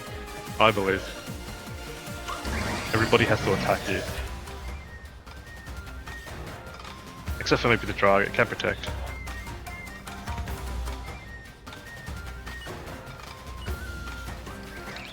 Fluttermane does come out. Isaac, perhaps calling it. This is big. Very big. The camera's off. Something happened to the camera. Can't see him anymore. I'll fix it after the next round. Bleakwind Storm. Gonna miss the Drago. Miss both. Double miss. Double miss. Oh my god, this is Dragon Age is gonna do so much damage and it's gonna wipe out the Tornadus. There is no Tailwind, mind you. There is no Tailwind. If there was perhaps a Tailwind there, you could possibly set up Simon in the late game. Maybe Incineroar will be able to be quite fast. The camera's off, dual mod. We didn't go for lunch break, we went straight to the next round. Here comes Fluttermane though. Gonna be the fastest thing on the field. Simon does have access to Terra still. There might have to be an option where he does have to Terra, but he has to be careful because Fake Out's also coming in maybe from Incineroar. So perhaps that Isaac just taking a defensive turn here to reset and be like, okay, Tornadus is gone, Incineroar is very low. But Simon would be like, okay, look, I'm quite behind now. I have to bring something in just to provide some damage. And gets a perfect free switch in right into a Shifu. The Oakapon protects, or Spiky Shields rather. Double protects from Drago. It's interesting to see what the Fluttermane actually locks into. Might have to go into Dazzling Gleam, but it goes into Moonblast instead.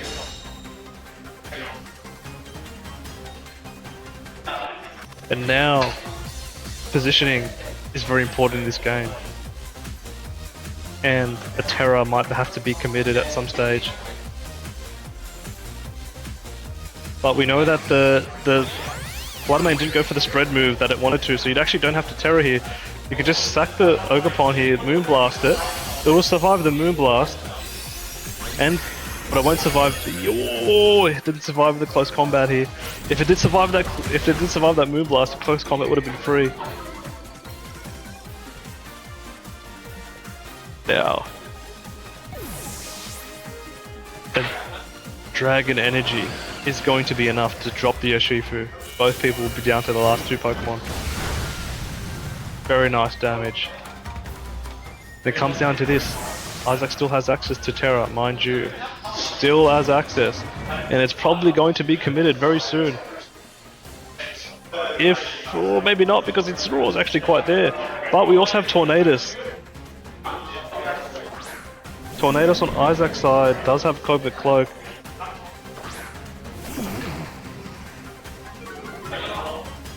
Regidrago can still protect. Tornadus can set up a Tailwind here and get sacked.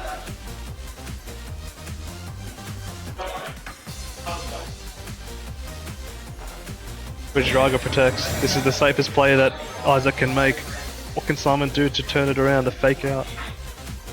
Going into the Regidrago. Respecting it. Just in case it was to hit, because if he didn't hit it, it would have been interesting. But we have to see the Moonblast go into the Torn. Torn's gonna go. It's down to the last 2 Pokemon. Regidrago, Dragon type versus the Terra Fairy Fluttermane. Thrustalization has to be committed now. It has to be committed. That Regidrago has to Terra Blast into the Fluttermane. You can also fake out the Fluttermane. Or potentially you fake out the Fluttermane in Dragon Energy. You pretty much sealed up game here. That's a lot of damage from a fake out. Dragon Energy here, oh my lord, it's just going for it. Blasting. This Fluttermane it's just stuck. And again, now the Terra is going to be committed. Terra Blast. We have a Flare Blitz probably coming on from that side as well. This should be enough. The fake out puts it into good range. But we'll see. There's Tailwind up as well still. There is Tailwind still up. For Isaac's side. Here it comes. Regidrago with an axe on the side of his head. Terra Blast right into the Fluttermane. It's going to launch a big ass bloody steel looking thing. Ball. I don't think the crit probably didn't matter there, and the Fluttermane goes down. And Isaac, making his way from the seniors to the Masters division, is now 3-1 and looking at to see if he can get into top cut and potentially win the tournament. Very good. Shake of the hands. Love to see it.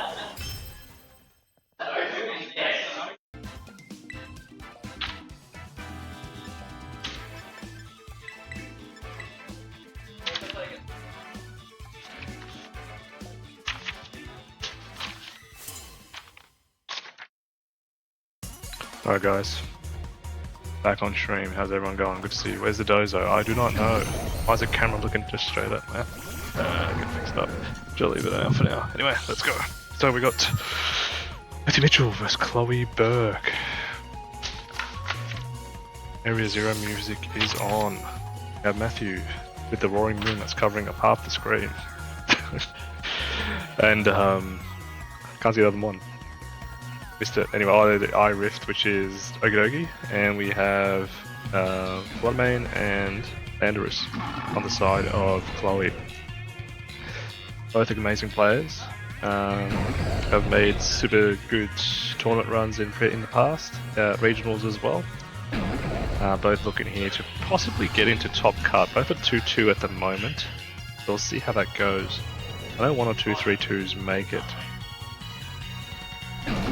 We have Barmate or Matthew just hovering above the Terra here at the moment. He's gone for the Terra now.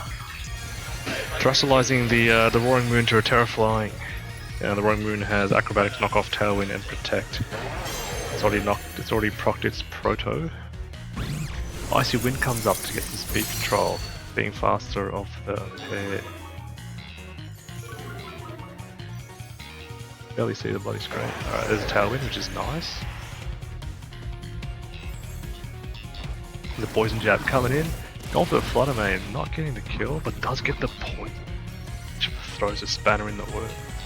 Very interesting. Here comes the, oh my god, the Earth Power is too strong for the land. Even for the Okidoki that has Assault Vest.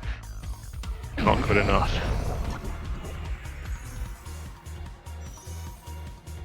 Alrighty. See what happens. I think there's a chance that the Flutter Mane might have to come in. Under Tailwind it might be faster than the Flutter Mane of Chloe's side. You'd hope so. I mean, Matthew probably hopes so for sure.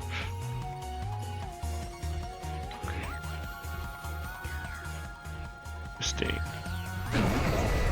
No Dozer hero. No Dozer here. Targeting is quite interesting. Targeting is interesting here because Chloe can also protect with the Flutter Mane, which the Landorus protects instead, not wanting to get hit. Maybe the Flutter Mane is probably going to go for attack here instead.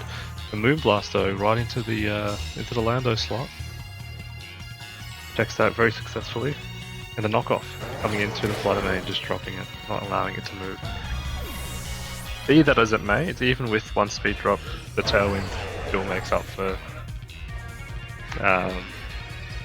Matthew's side, Pokemon side being faster on the field at the moment. And there's Ogerpon here, which is interesting because now there's Terrors that might have to come into play from either side, perhaps.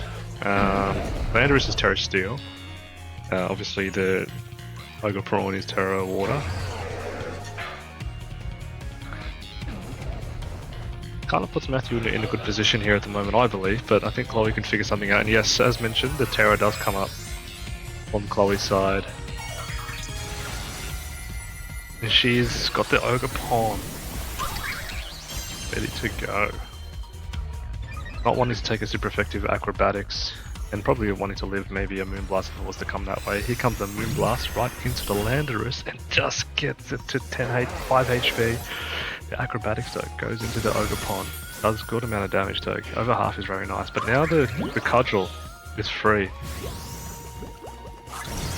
Into the Flutter Mane.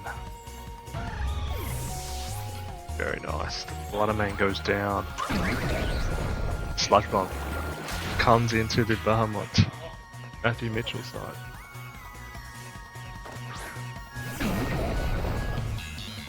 Now, one more turn of Tailwind here. They can double protect here. Can be in play. But you don't want to get caught out getting cudgeled just for free. You kind of have to play around Ogerpon here. Double Protect actually doesn't do much here because give away. Oh, it might because it. No, I don't think it does as much. I think you just have to go on the offensive here regardless for Matthew's side, and perhaps maybe Chloe can just kind of preserve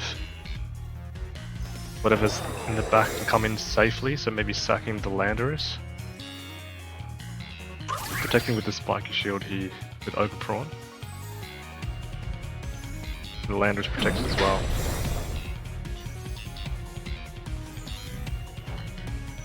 Substitute though, getting Chloe off guard, that's a good sub. That's a great sub. Predicting the double protect, and now you're kind of free just to hit either slot. You can also Tailwind with Roaring Moon here. There's not much you can do here from Chloe's side instead of sacking something and maybe going for a double protect here. The acrobatics start coming in right into the Ogerpon, doing what it needs to do. Now these speed interactions would be good to see for each Landos, to see like whose Lando is faster or not. It's good information for Chloe she can take into the next game. Okay, her Lando's faster. Drops the moon.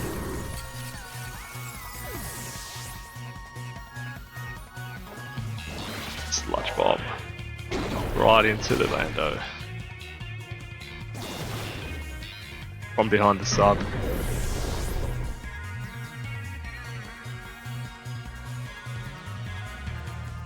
In comes Shifu.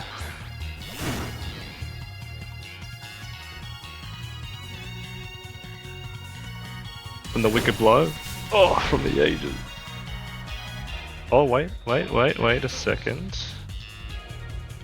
I thought Matthew had the Pokemon in the back. This becomes very interesting because the Urshifu is actually sashed, not scarfed. So, speed interactions.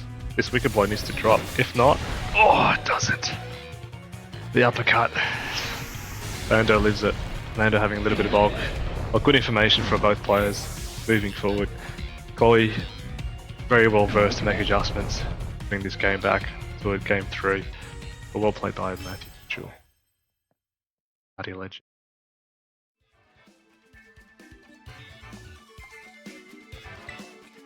This stream is not sponsored by Pokemon, so if you hear a lot of Australian terms flying around, that's your discretion.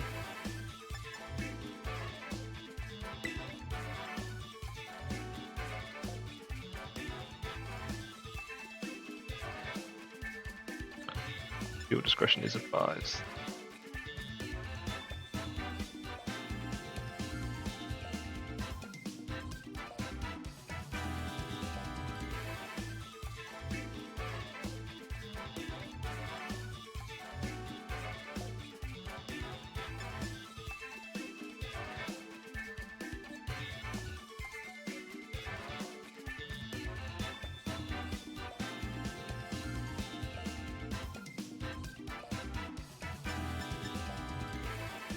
Discretion is advised.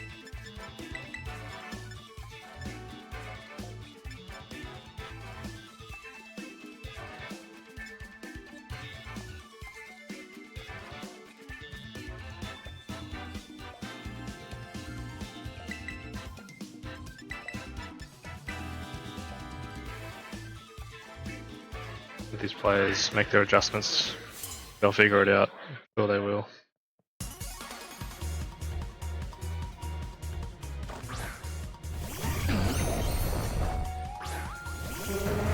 Here we go. Main comes out with Landorus for Chloe. Roaring Moon continues to take a lot of the real estate on that side. I wish they'd moved the camera just like a step back. I can imagine there's probably an Okie Dokie there. No, it's Paintress. Oh, it is this Eagle. Booty, Stash, Decorate, Spore, Fake Out, Follow Me. This makes it interesting. You know, I caught a shiny Smeagol full odds the other day. That's great. Went straight for it, eh?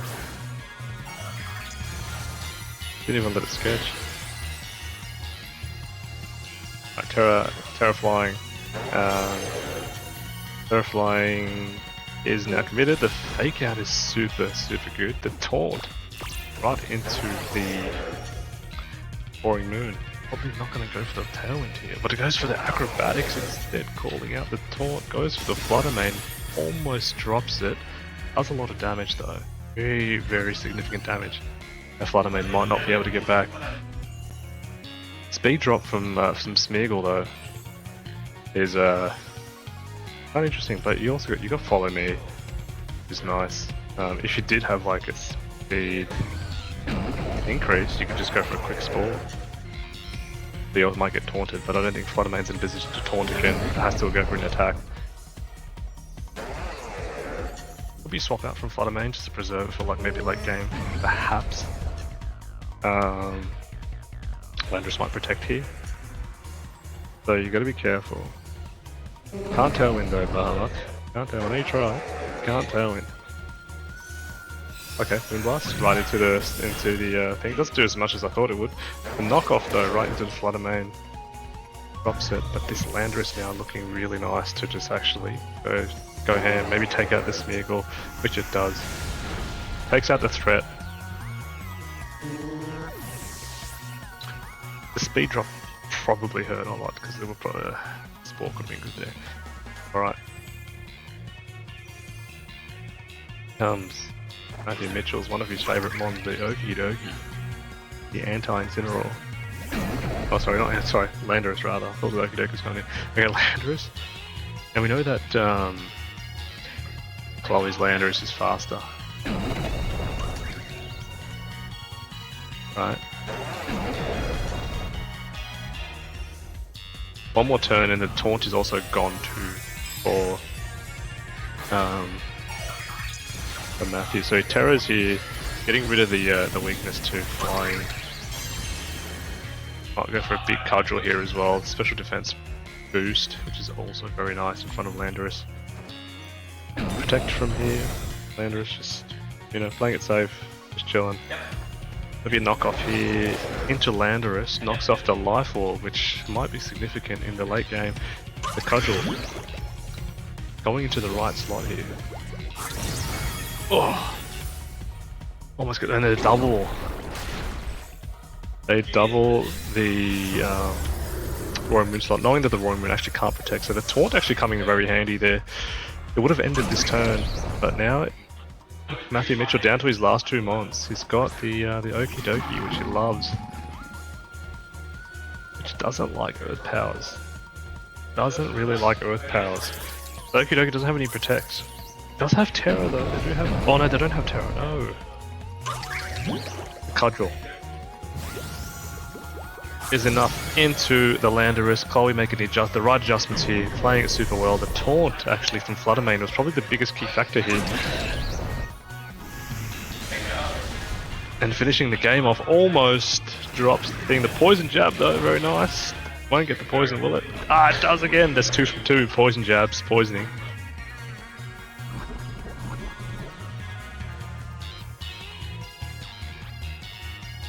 Yeah, still takes a lot of damage. The cudgel coming in. Alright, Chloe manufacturing their way into a game 3 super well. Super well.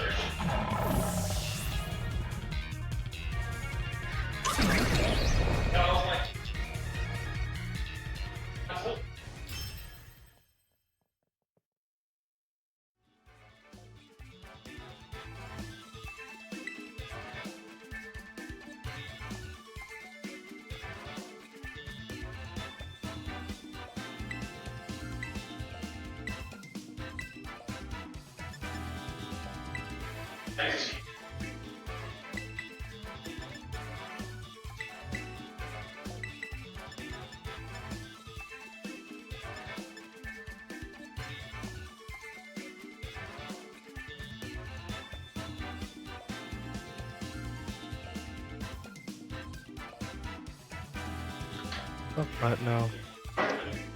What's up right now? Party.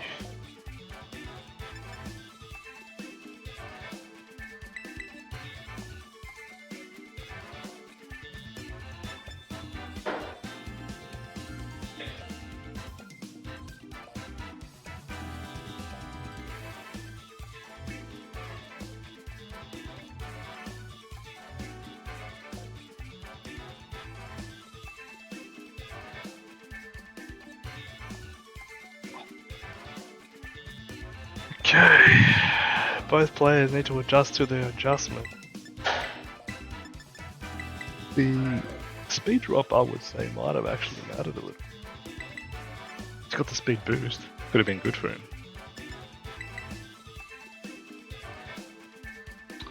Wonder if he risks it. Is there a risk?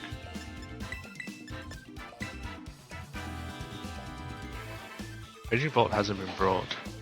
Might be this the game that he... Because I think he's brought Lando, Matthew's brought Lando to both games.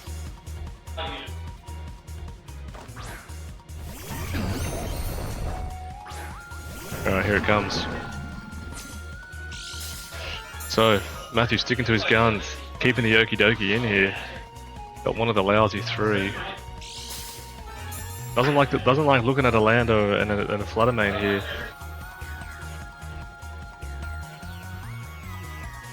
But also, you kind of risk yourself if you're a... Amante knows that an acrobatics doesn't kill. Terraflying acrobatics into Fluttermane does not drop the Fluttermane. So the Fluttermane is free to probably taunt again if it wants to, but they're going to be careful. And acrobatics can double the Flutter. Either you get left, the Landorus is left wide open to hit something. So Landorus is the most dangerous Pokemon in this position, I believe. Moonblast, yeah, it goes in. Doesn't taunt. Special attack drop, don't matter. Knockoff. Into Lando, nice. Tailwind would have been prime time there. So they doubled it, they doubled that. I get a poison, no, poison jab. Into the flutter main. Okay, everyone's just swinging. No setup, no nothing. Everybody just going for swings. Roaring Moon quite low on HP. Not having a tailwind up because of Brett. He's in a difficult-ish position. Because if it goes down, you don't have tailwind. Do I have speed back? I don't know. Let's see, Chloe. Like I said, Landra's very dangerous position right now. Tech from Bahamut, not wanting to take a Moonblast. Okay, the Moonblast right into the Dogi. And there's possibly an Earth Power into the Dogi. Oh. The Roaring Moon could have been left wide open to go for a Tailwind or a move. Chloe just predicting that super well. It's kind of hard now to bring something from the back in without any kind of precaution, right? Because now this the lander, the Roaring Moon is such low HP. Having gone for the taunt in that second game, kind of conditioning Matthew to be like, nah.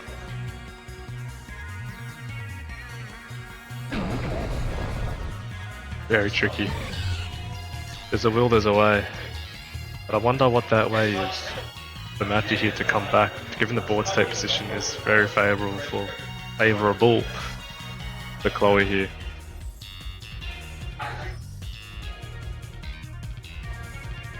Becomes a Moonblast, drops the Roaring Moon, takes it all the way back, leaving Matthew Mitchell down to his last two.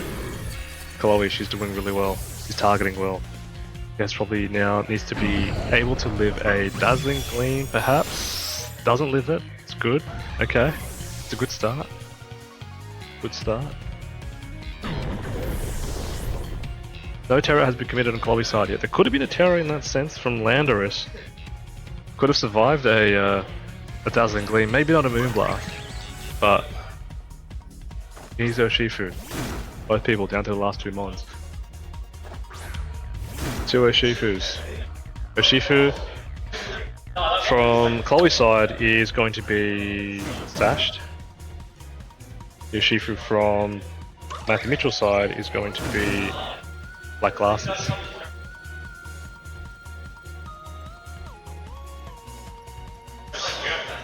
Yeah, you can't fall into the trick of follow me, Moonblast. Ah, this board position is interesting.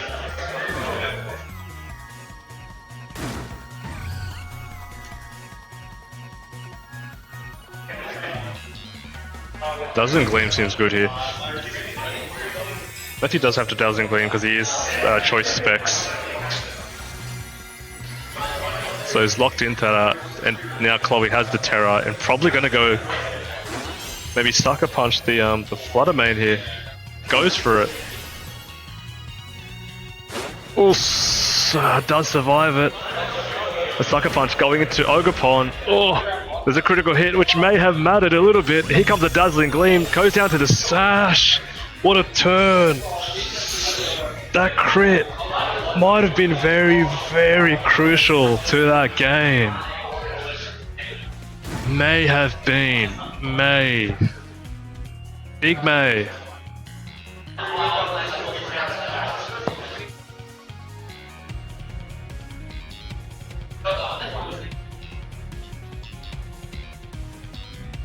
I wonder if Chloe had just wicked blowed, but she had to Sucker Punch just in case. What a game, what a set. Congratulations to Matthew, but well played by Chloe. I thought Chloe was in the winning position there. Very well played from both players, very proud of him.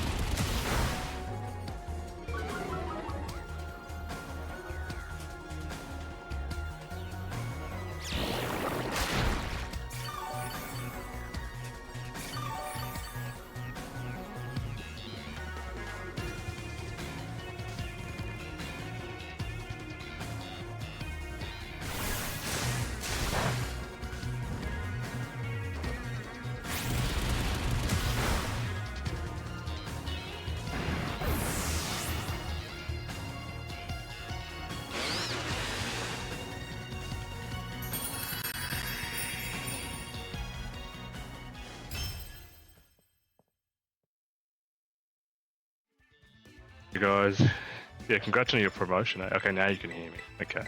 I was like providing such good commentary before I realized I wasn't commentating. So now I'm just gonna like go ham on this commentary. For real, for real. For real. Anyway, so game 1 was won by Christian, very well played. Had control of the game. I think Harrison kind of found it difficult to pivot around the trick room there quite early on. The Moongus and Free Giraffe lead from Christian was quite good. You just guarantee yourself trick room in a sense. Missing the Icicle Crash also kind of sucked for Harrison as well, because you don't get that like critical damage onto a Moongus and like threatening it with like a KO next turn and whatnot. So anyway, we'll see if Christian runs that back. I actually didn't see what they're locked into. I can see actually it was oh, now I missed it. But the Moongus is very good in every regulation, isn't it? It's just there, it just does what it needs to do, is Spore, Rage Powder, Protect, Regenerator. But here we go, it's a different lead from Christian this time. It's going to be Incineroar and Urshifu, with the Pao Chen and the Urshifu on the side of Harrison. Now, there are fake out shenanigans from Christian's side, but you gotta also be careful that the Urshifu was threatening heavily with Surging Strikes in Incineroar, so gotta be super careful what happens here. I know that the Urshifu on Christian's side with the Splash Plate does enough damage to Surging Strikes without terrestrializing into the Chien-Pao, so you can't really protect either, can you? I didn't really recall which Urshifu was faster from either side. I'm gonna guess it might have been Harrison's Shifu. Given that Harrison's Shifu, but they're both Splash Plate, aren't they? I don't know. Actually, it's gonna be yeah, it's actually Harrison's faster. Alright, here comes the Rillaboom. Just want to repivot, not want to get hit by either like a Surging Strikes and get the Power Chain down. The Fake Out goes into the right slot, I believe, into the Urshifu. Close combat. Probably going to get down to 70 HP, yep. Maybe 65, closer to that. With the defense drop, and that's a free hit for Christian there. So putting some damage early on the board, but that also provides Harrison to get a Fake Out back. And also provide really good damage onto the Urshifu slot. But we know that Harrison's probably got the... yeah, it does have the... go just in case if there's any pivoting from either Harrison's side, maybe protect the Urshifu for a bit later. But then if he brings in that Pokemon, it's going to get hit for free, so nothing is alive for free, is it? Unless you bring in this Pokemon, it's going to come in next, you get a free swap in probably, which is the Amoonguss.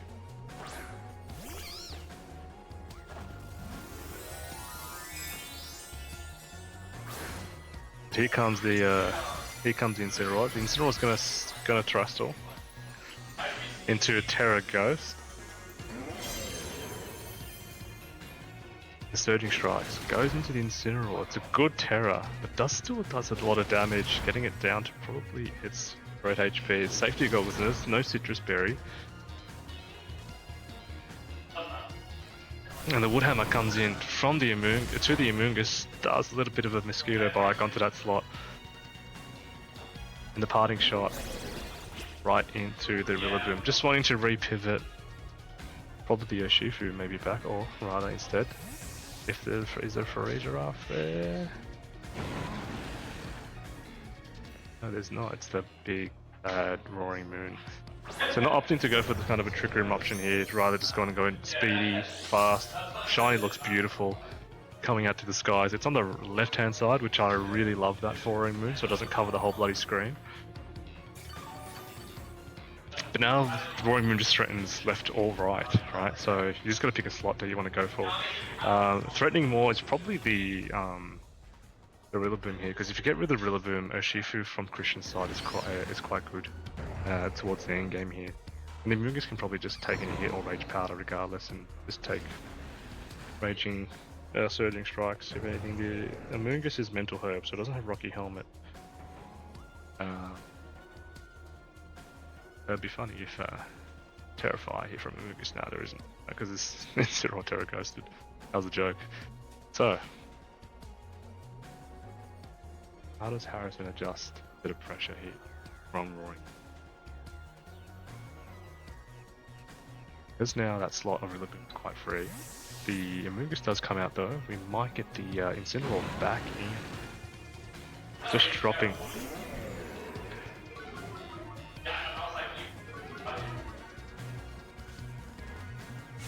Acrobatics right into the Urshifu slot there. Not wanting to actually make it go first. But now the Rillaboom is kind of stuck on the field with 2 attack drops. Going for the U-turn. Does a crit? Maybe? No, that's a decent amount of damage onto the Roaring Moon. Like that's a third. With a 3-shot drop. Drop it till it's up. So here comes Harrison. Got a Chien-Pao in the back. And he's also probably going to bring the Rillaboom maybe back just for fake out pressure, but tough because Incineroar is a Terra Ghost now, right? You can't really fake out the Incineroar to get a fake out ahead. And the Roaring Moon can also protect quite well.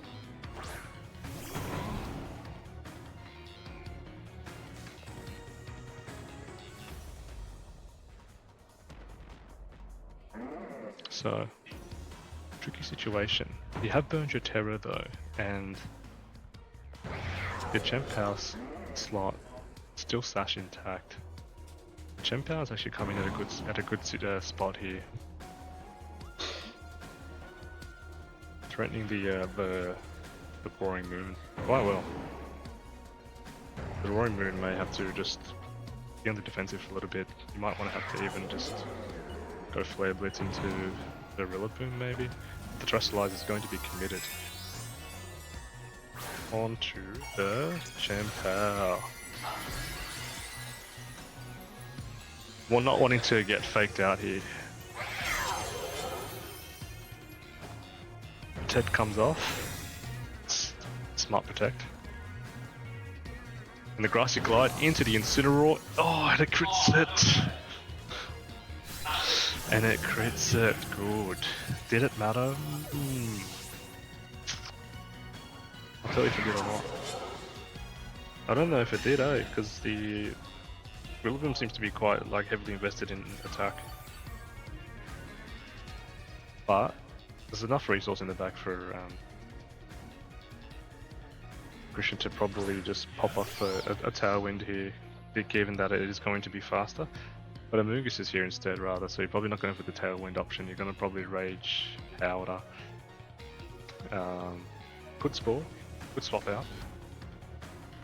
And there's a few options here for Christian, but also Harrison's coming back with this. He's trying to claw his way back quite well.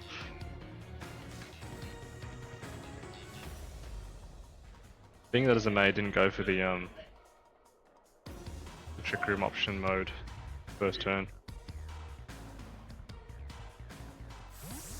Out comes Mufasa.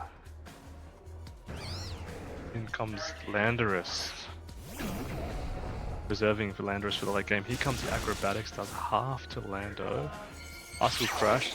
Is it gonna kill? No, it's built to live. Goes down to 25 HP. There could be a flinch, but there's the Spore, which is a very big Spore onto the Chien-Pao. Now, if you flinch that, you put probably Christian quite behind here because Amoonguss is just kind of stuck there, wanting to switch out, but maybe there was option in the back for Christian now. So now, being as it may, Roaring Moon the fastest thing on the field. I think Landorus probably has to protect here to not get hit for free, but it leaves Harrison in a very difficult position. Can't really bring in Rillaboom in any side. Takes his first guaranteed turn to sleep. The Amoonguss is going to Rage Powder. It's going to go down. Maybe. Sash is broken though. Here comes the Amoonguss.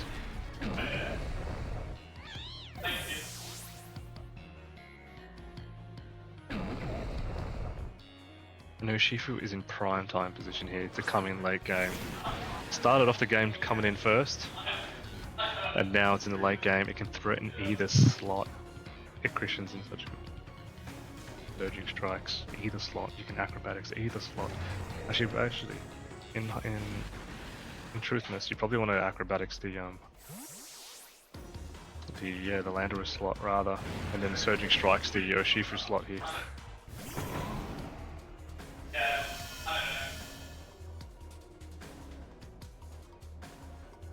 But big fella woke up. It's gonna go for the protect.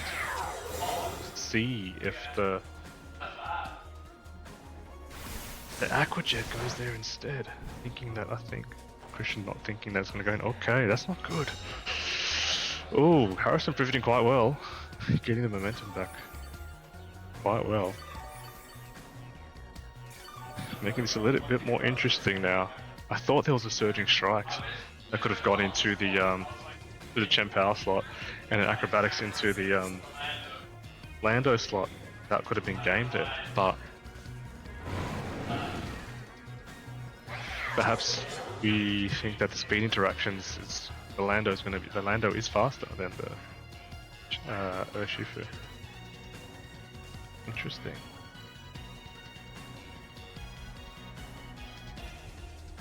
Which I can guarantee it is.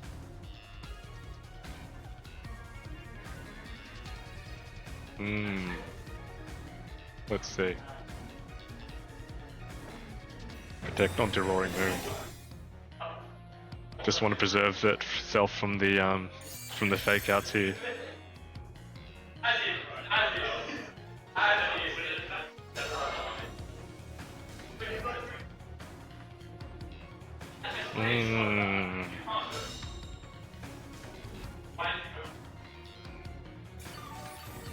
You know, if Roaring Moon was left alone, got a tailwinded.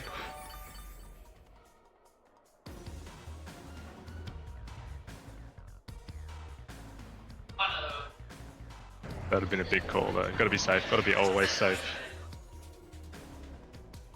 Alrighty. So, board position is interesting, so to speak. I can't speak for what could happen here, but I think Harrison can be in a position to win here, actually. I think he can just go for the crash, go for the grassy glide into Urshifu, not kill it, but also can sucker punch, but the tailwind is good. Doesn't go for the sucker punch. Double it, but the surging strikes is good, well played here. But that leaves the Rillaboom. Be able to grassy glide the Urshifu for free. You can protect the Lando. Maybe, we'll see what happens, eh? Win probability, who do you reckon? I need to put some Kai coins up for predictions. Next round, we'll put some Kai coins up if you guys are interested in earning some special coins that you'll never get anywhere else but here. This is the league challenge, round 2 comparing Serratore. When you're ready, play your opponent. Da, da, da, da.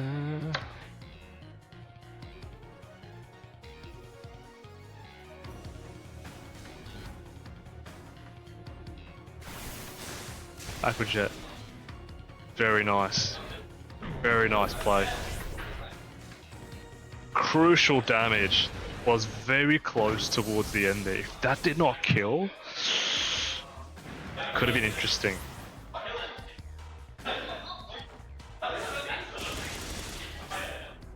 Could have been interesting.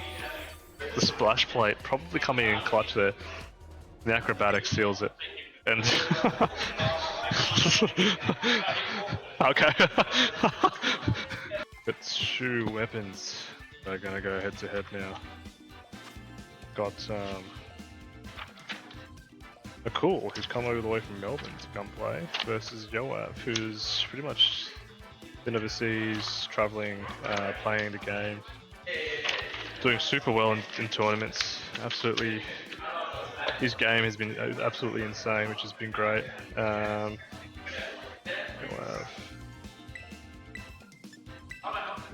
He's undefeated at the moment, 6-0. Looking to go 8-0, I think. But yeah, both trainers super good. Yoav, I think, leading the leaderboard in Australia at the moment. So very proud of his performance. He's done super well too. Got to cheer on the P2? Yeah, I guess you got to cheer on the P2. Why not? Why bloody not?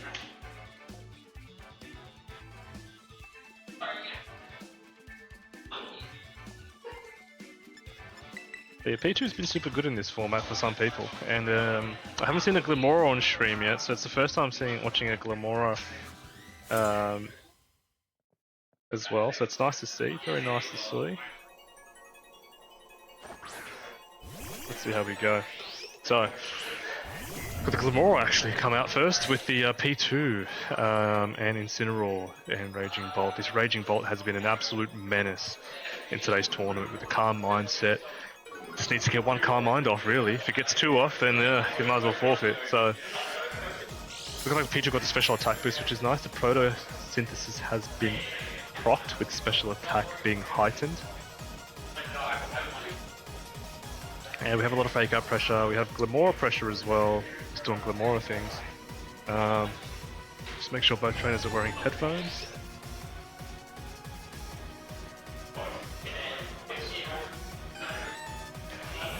Headphones.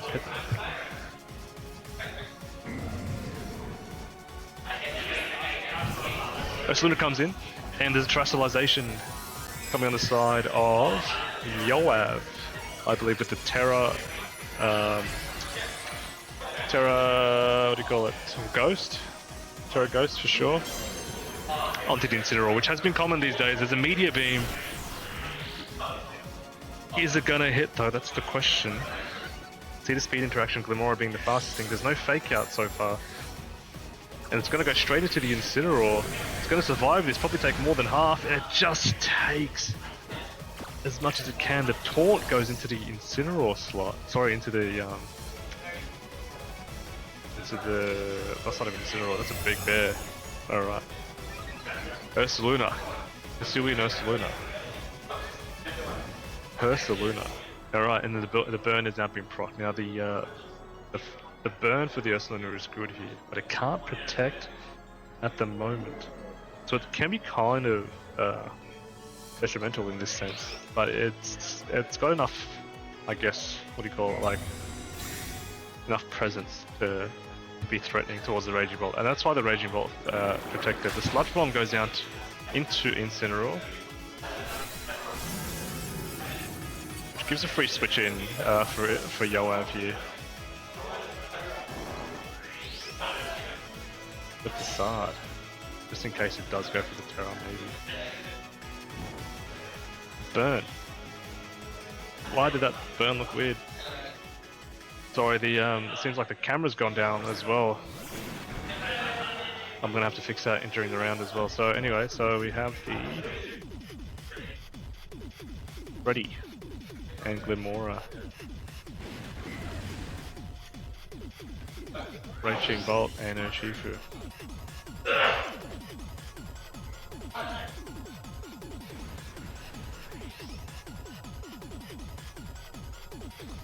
See ya, Harrison.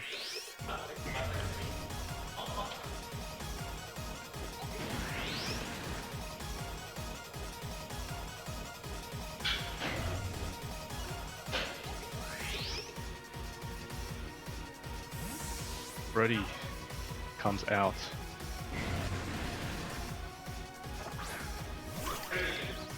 And Ogerprawn comes in. The Surging Strikes though, Water Absorb. It's a good switch in from the cool there. The Sludge Bomb though, probably going to kill the Urshifu. It doesn't, not enough damage. Dragon Pulse goes into Glamora, drops a Glamora. The Glamora actually has done a lot of work. It's got Incineroar down to pretty low. It's got the Urshifu down to pretty low. The Meteor Beam hitting though is big. P2 is there, the P2 comes in, and the P2's got to do what the P2 does, and that's going to be a Trick Room, I believe, with maybe Ogerpon perhaps just maybe going for an attack here. But the P2's the big threat here.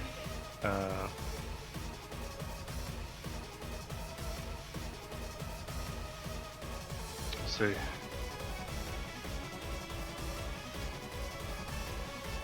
Follow me. McCool wants to guarantee this Trick Room, probably wanting to come up. Surging Strikes. Oh, goes into the Water Absorb. There's no U-turn on the street. Oh no, there is U-turn, but it's a Scarf, that's why. Oh, the Dragon Pulse, not enough to drop. This might be actually not that good. Or that Shifu right now. Because Urshifu might have to swap out into Incineroar, or to the Rillaboom rather, just to reset, because if you just keep following me, you might give health, free HP to the Ogerpon. The Rillaboom comes in. Gonna provide some fake out pressure, some Ice Beam though, goes right into the Rillaboom. That's a great read. The Dragon Pulse gonna go right into the P2, gonna go half. The Horn Leech, not enough into the Raging Bolt, just getting a little bit of juice, but not much juice as you'd much hope. But it's looking good. The Yoav's just kind of spreading his moves at the moment, making sure that each Pokemon can be in range of like a Dragon Pulse. This is your final round. When you're ready, you play your opponent, and the winner of this will win the half.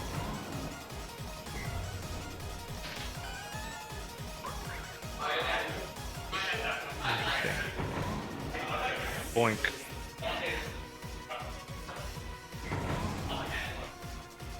Ready.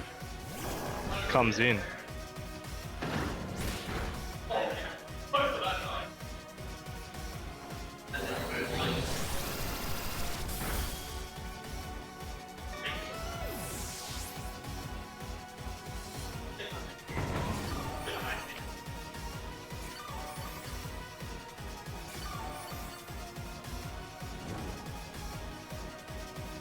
Rillaboom.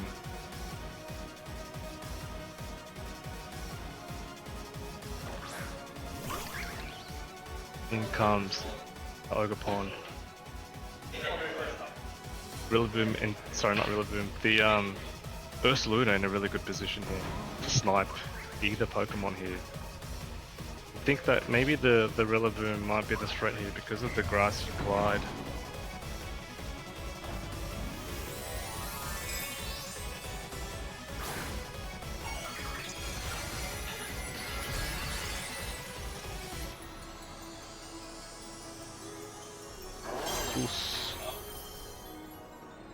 Like a shield coming in from the Ogerpon side. Terra Ghost wanting to live maybe a Grassy Glide, but there's no Grassy Glide. He just goes for the Facade, goes in first. Probably gone for the Woodhammer instead. This leaves the Raging Bolt to go for wherever it wants. It goes for the Dragon Pulse into the right slot, into Freddy's. Doesn't get the kill. The burn probably won't take it over because of the grassy terrain.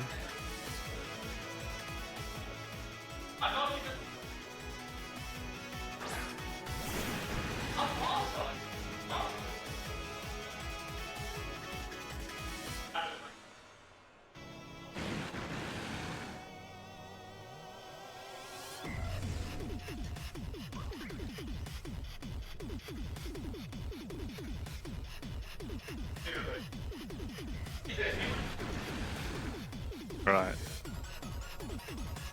Yoav looking good here. The Raging Bolt hasn't taken any damage whatsoever in this game, if you can believe it. Where the Ursaluna should be the one to take the Raging Bolt down. Just but the Thunderclap's just enough. The Terra just being detrimental to McCowage here, allowing for the Thunderclap to come in because you're scared of the Rillaboom Grassy gliding. The Horn Leech gonna get rid of the Urshifu. We're all trading now. It's gonna be the Raging Bolt and a little Ogerpon left on the field. Is there any other Pokemon in the back? I can't remember.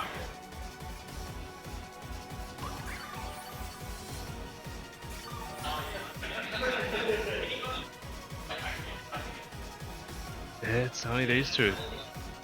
Thunderclap should just be enough. Horn Leech, not enough.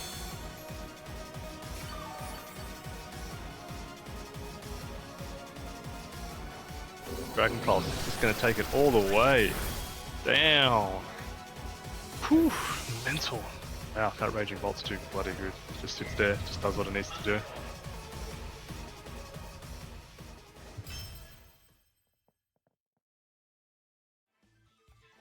That's it. Mercy.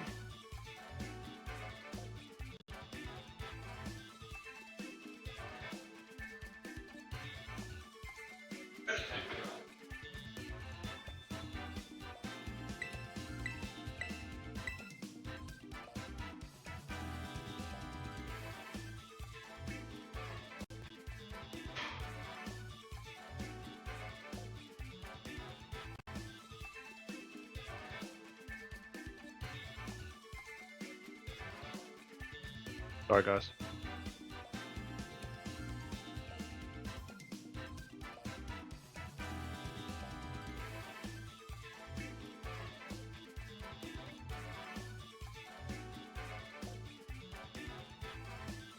Yep.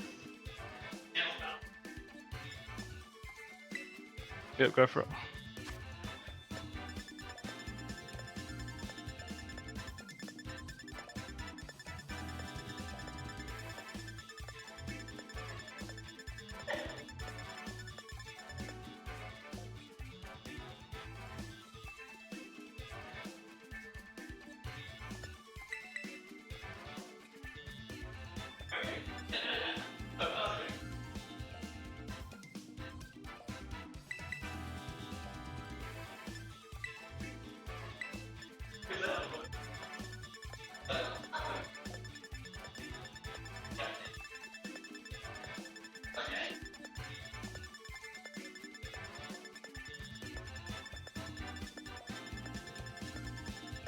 Why's that thing so blurry?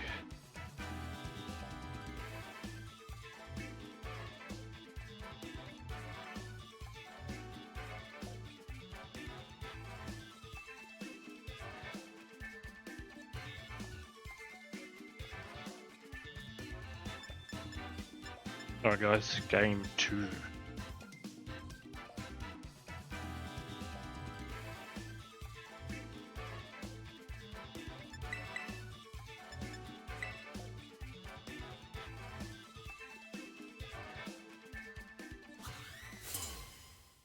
Pokemon Go Safari Zone if anyone's game. Get in on there. Alright, turn 1, game 2. There's Dark Shifu and the Glamora. The Glamora did super well last game. Got a lot out of it, but the Raging Bolt was left untouched. And I think Nicole has to figure out a way to address that situation because it's just, you know, you can't just leave it alone. Different lead for Yoav. He's made some adjustments, not wanting to take a free media beam, so he's brought the Rillaboom here to resist that. Including probably providing some quicker fake out pressure now, so the terrestrialization is going to come from the side of Yoav. Recognize something. Goes for the Terra Fairy here. Bit tricky in front of the Glamora though. Fake out, goes into Glim. Looks at debris, going to be spread across the field.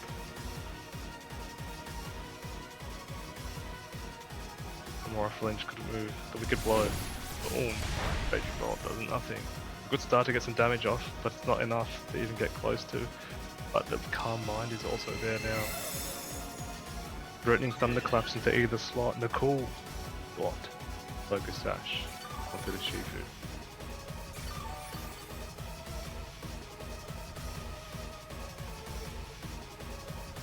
Now we know how much Dragon Pulse did into the Glamora, plus 1, technically plus 2 with the Proto Symbol. The Meteor Beam.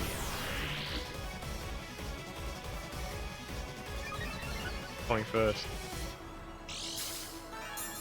Most likely you're going to have to target that Raging Bolt there. Goes into it, takes it healthily. Wicked Blow into the Rillaboom there, also going down to almost similar HP. Woodhammer coming up into the Yoshifu, going to take it almost all the way into a range of probably Grassy Glide there. Dragon Pulse probably be enough to drop the Glamora, and Glamora goes down a big part of the P in Glamora. Has it done enough though? I'm not sure, but we have addressed the situation about Raging Bolt and it has done enough damage to it, so at least there's some damage there. P2, probably want to do what P2 does,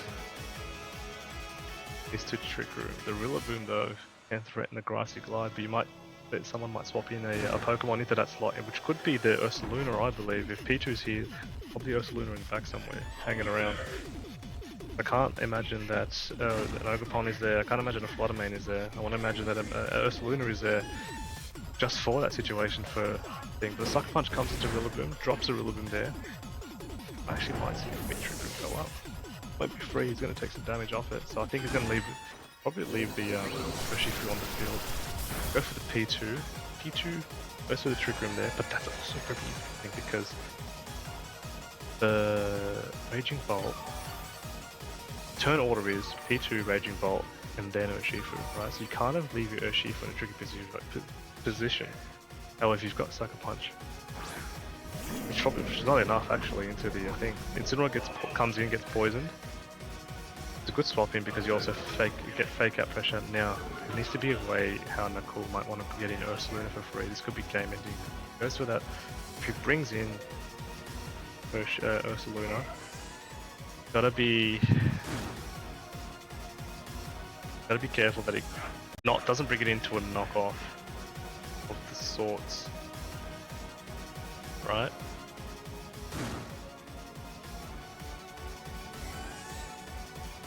That's what I'm thinking.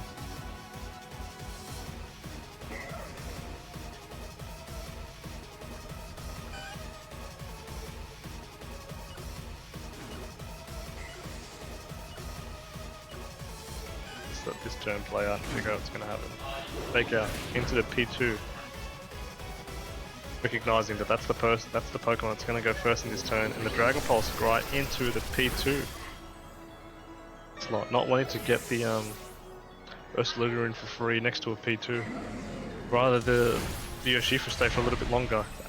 And just reminded, the grassy terrain is slowly healing the Raging Bolt back up. As well, Yoav just playing super well, positioning super well. The board is super favourable right now. There's only 2 mons left and it's going to be that Ursaluna coming ready. He's going to have to protect in this sense, or you think that the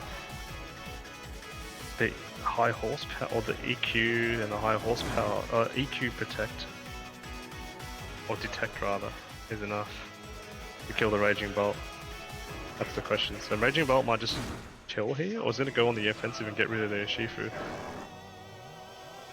Be mindful of that. I don't think they've committed, Knuckles committed his Terror yet.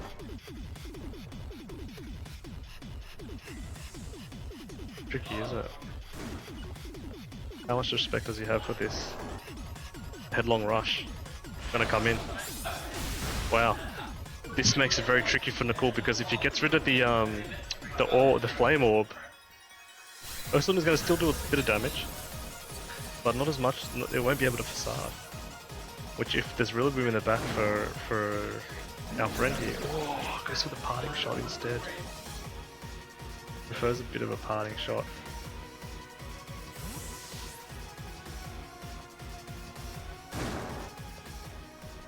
Oh no, Shifu is here. Trick Room hasn't expired yet. The poison ain't great.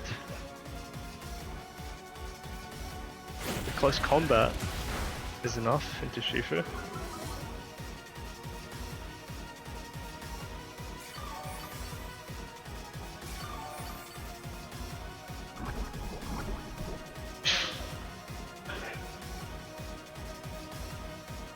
No more grassy terrain.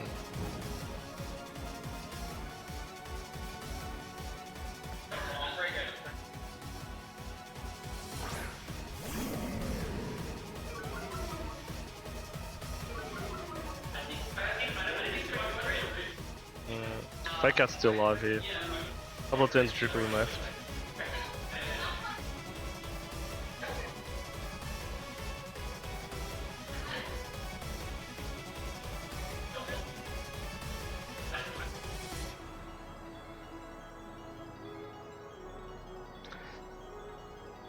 Torian or Nicole protect here. This is a very interesting board game. I thought Yoav had it in the bag, but it's actually much harder than we think now.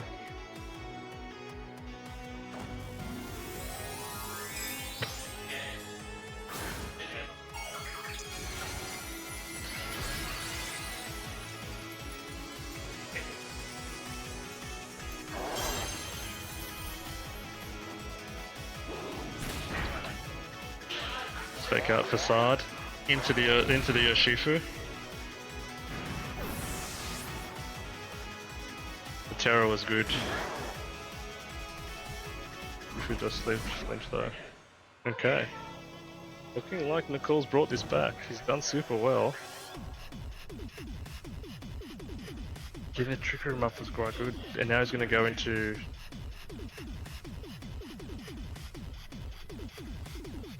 now they're going to go into game 3, and my camera is slowly dying.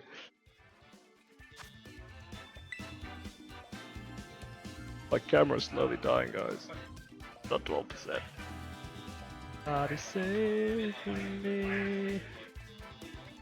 Like I mentioned, man, like we addressed that. You start putting damage on the Raging Bolt. It's so valuable. You just can't let it sit there and do things. Just keep hitting it. And that's what's been happening. Yoav just instant locks. But the commentary is to double dodge too.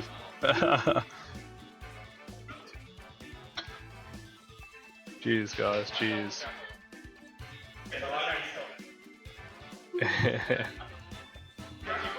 I don't mind commentating. I prefer playing. I don't mind commentating, but I much prefer playing. But I'm not at a level at like high casters right now. Okay, here we go. We've got the Dark Shifu versus Lemora. The Rillaboom's there along with Giraffe, also known as Raging Bolt, head in the clouds.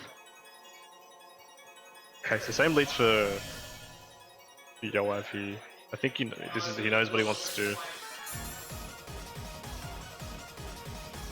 The biggest threat is actually the P2 in the back.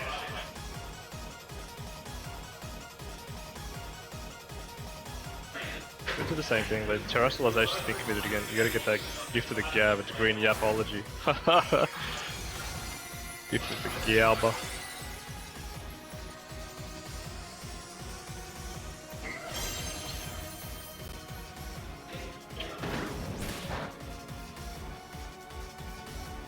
Oof. Lemora flinched, but the toxic debris is out there. The wicked blow. Oh. Seems deja vu. Carmine's ready to go.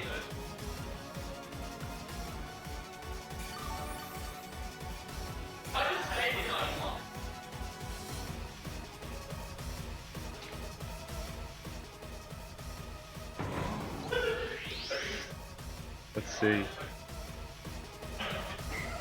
Is Raging Bolt under threat from Sludge Bomb?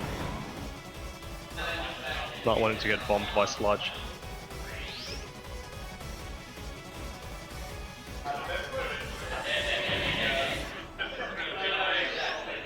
The Shifu kind of free range to do whatever it wants. The Spiky Shield comes up. Ooh. Not committed to a Sludge Bomb, thinking that maybe the Raging Bolt actually protects. Everybody protects. It could have been a free. Final standings are up. Feel free to have a look, and for look at previous what I'll say.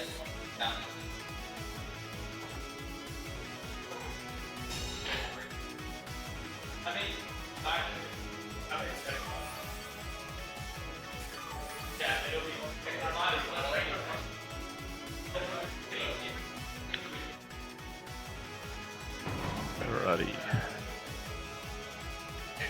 This is interesting.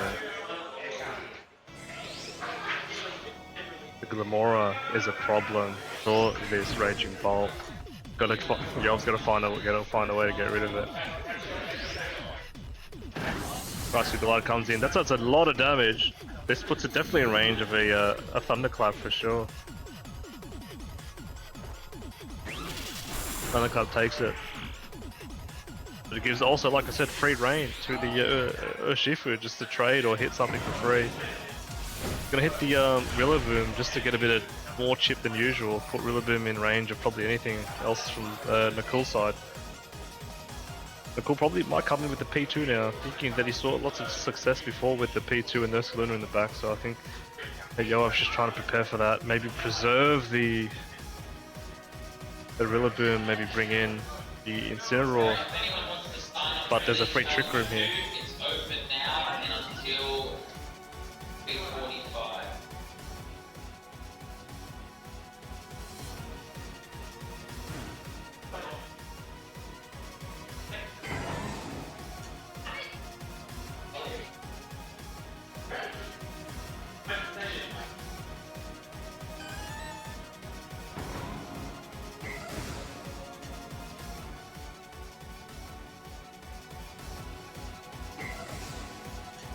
Comes be interesting.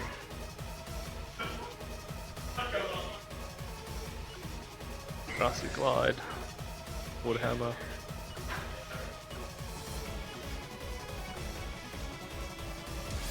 Wicked Blow.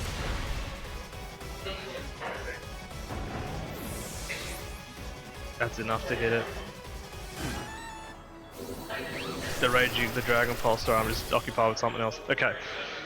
Trick Room is always guaranteed here in the late game, which is very good for Nicole, because if you set up Trick Room in the late game, you have a lot more turns to play with, especially if you get rid of some crucial mons like Rillaboom and Fake Out stuff. In comes Insane. Kind of reminiscent, kind of deja vu.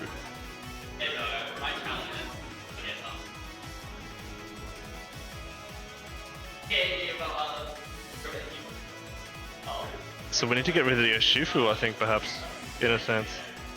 The Urshifu is actually doing too much. I mean, the Porygon 2, obviously, yeah, it's not that good, but do you rather like a P2 Ursaluna or an Ursaluna and a Urshifu? I might think of the latter. I think I want to be in the end game with P2 Ursaluna. Maybe. Maybe I'm wrong, I don't know what I'm thinking. But here comes P2, P2 comes out. Freddy comes in. For whatever reason, there's a detect. And if that slot gets targeted, onto the P2, the Dragon Pulse. Very nice. And the parting shot, also good. If you think if there was a knockoff into that slot, it's game over. But you know what happens now is though, Yoav, he has a Landorus, right? You can Facade one mon, can't Headlong Rush, right?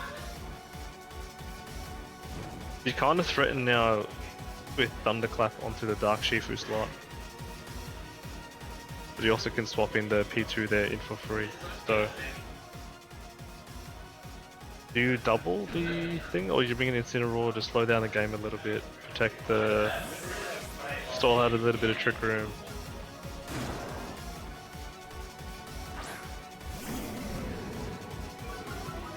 More bit of play here. Here comes Incineroar. Facade. Is it enough? No. Any other day it would be the Dragon Pulse right into the Urshifu. Gets it down to Sash.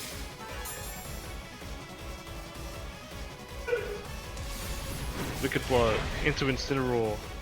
Not nearly enough to do anything substantial. The Rocky Helmet though drops the Urshifu there. Trick Room is on a timer. It is running out. There are 1 or 2 turns left. I'll have to see. Maybe Yoav can pull up the screen for us and tell us how many turns of Trick Room are left. I'm gonna guess maybe 2. In this case, where there can be a protect here from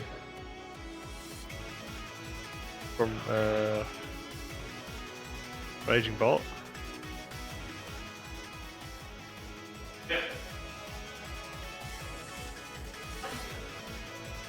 We'll see.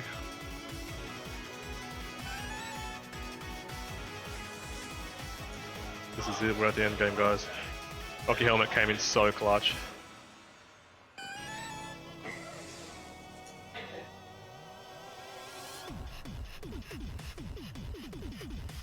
Sucker Punch as well. Oh no, not Sucker Punch, sorry. No, there's no Sucker Punch. I need to see how many turns of trick with my left. Anyone's match at this point. Gonna go battles all around. Yeah, it's Protect. Terror Blast. Gonna do a little bit. Not enough because of the Carmine boost. Dragon Pulse getting rid of the P2. P2 goes down. Fighting shot into a protecting Ursa Luna. And it's looking like Yoav came off the horse, brought the reins back in, got back on the horse. The Raging Bolt is still there. The longer this Pokemon's in the game, you guarantee wins. Now you just double into one of the two slots, regardless of what you do. The Incineroar gets hit, doesn't go down. The Rocky Helmet procs. Freddy himself goes down to Incineroar's helmet, and that's game. And we're gonna go to the finals. Let's go.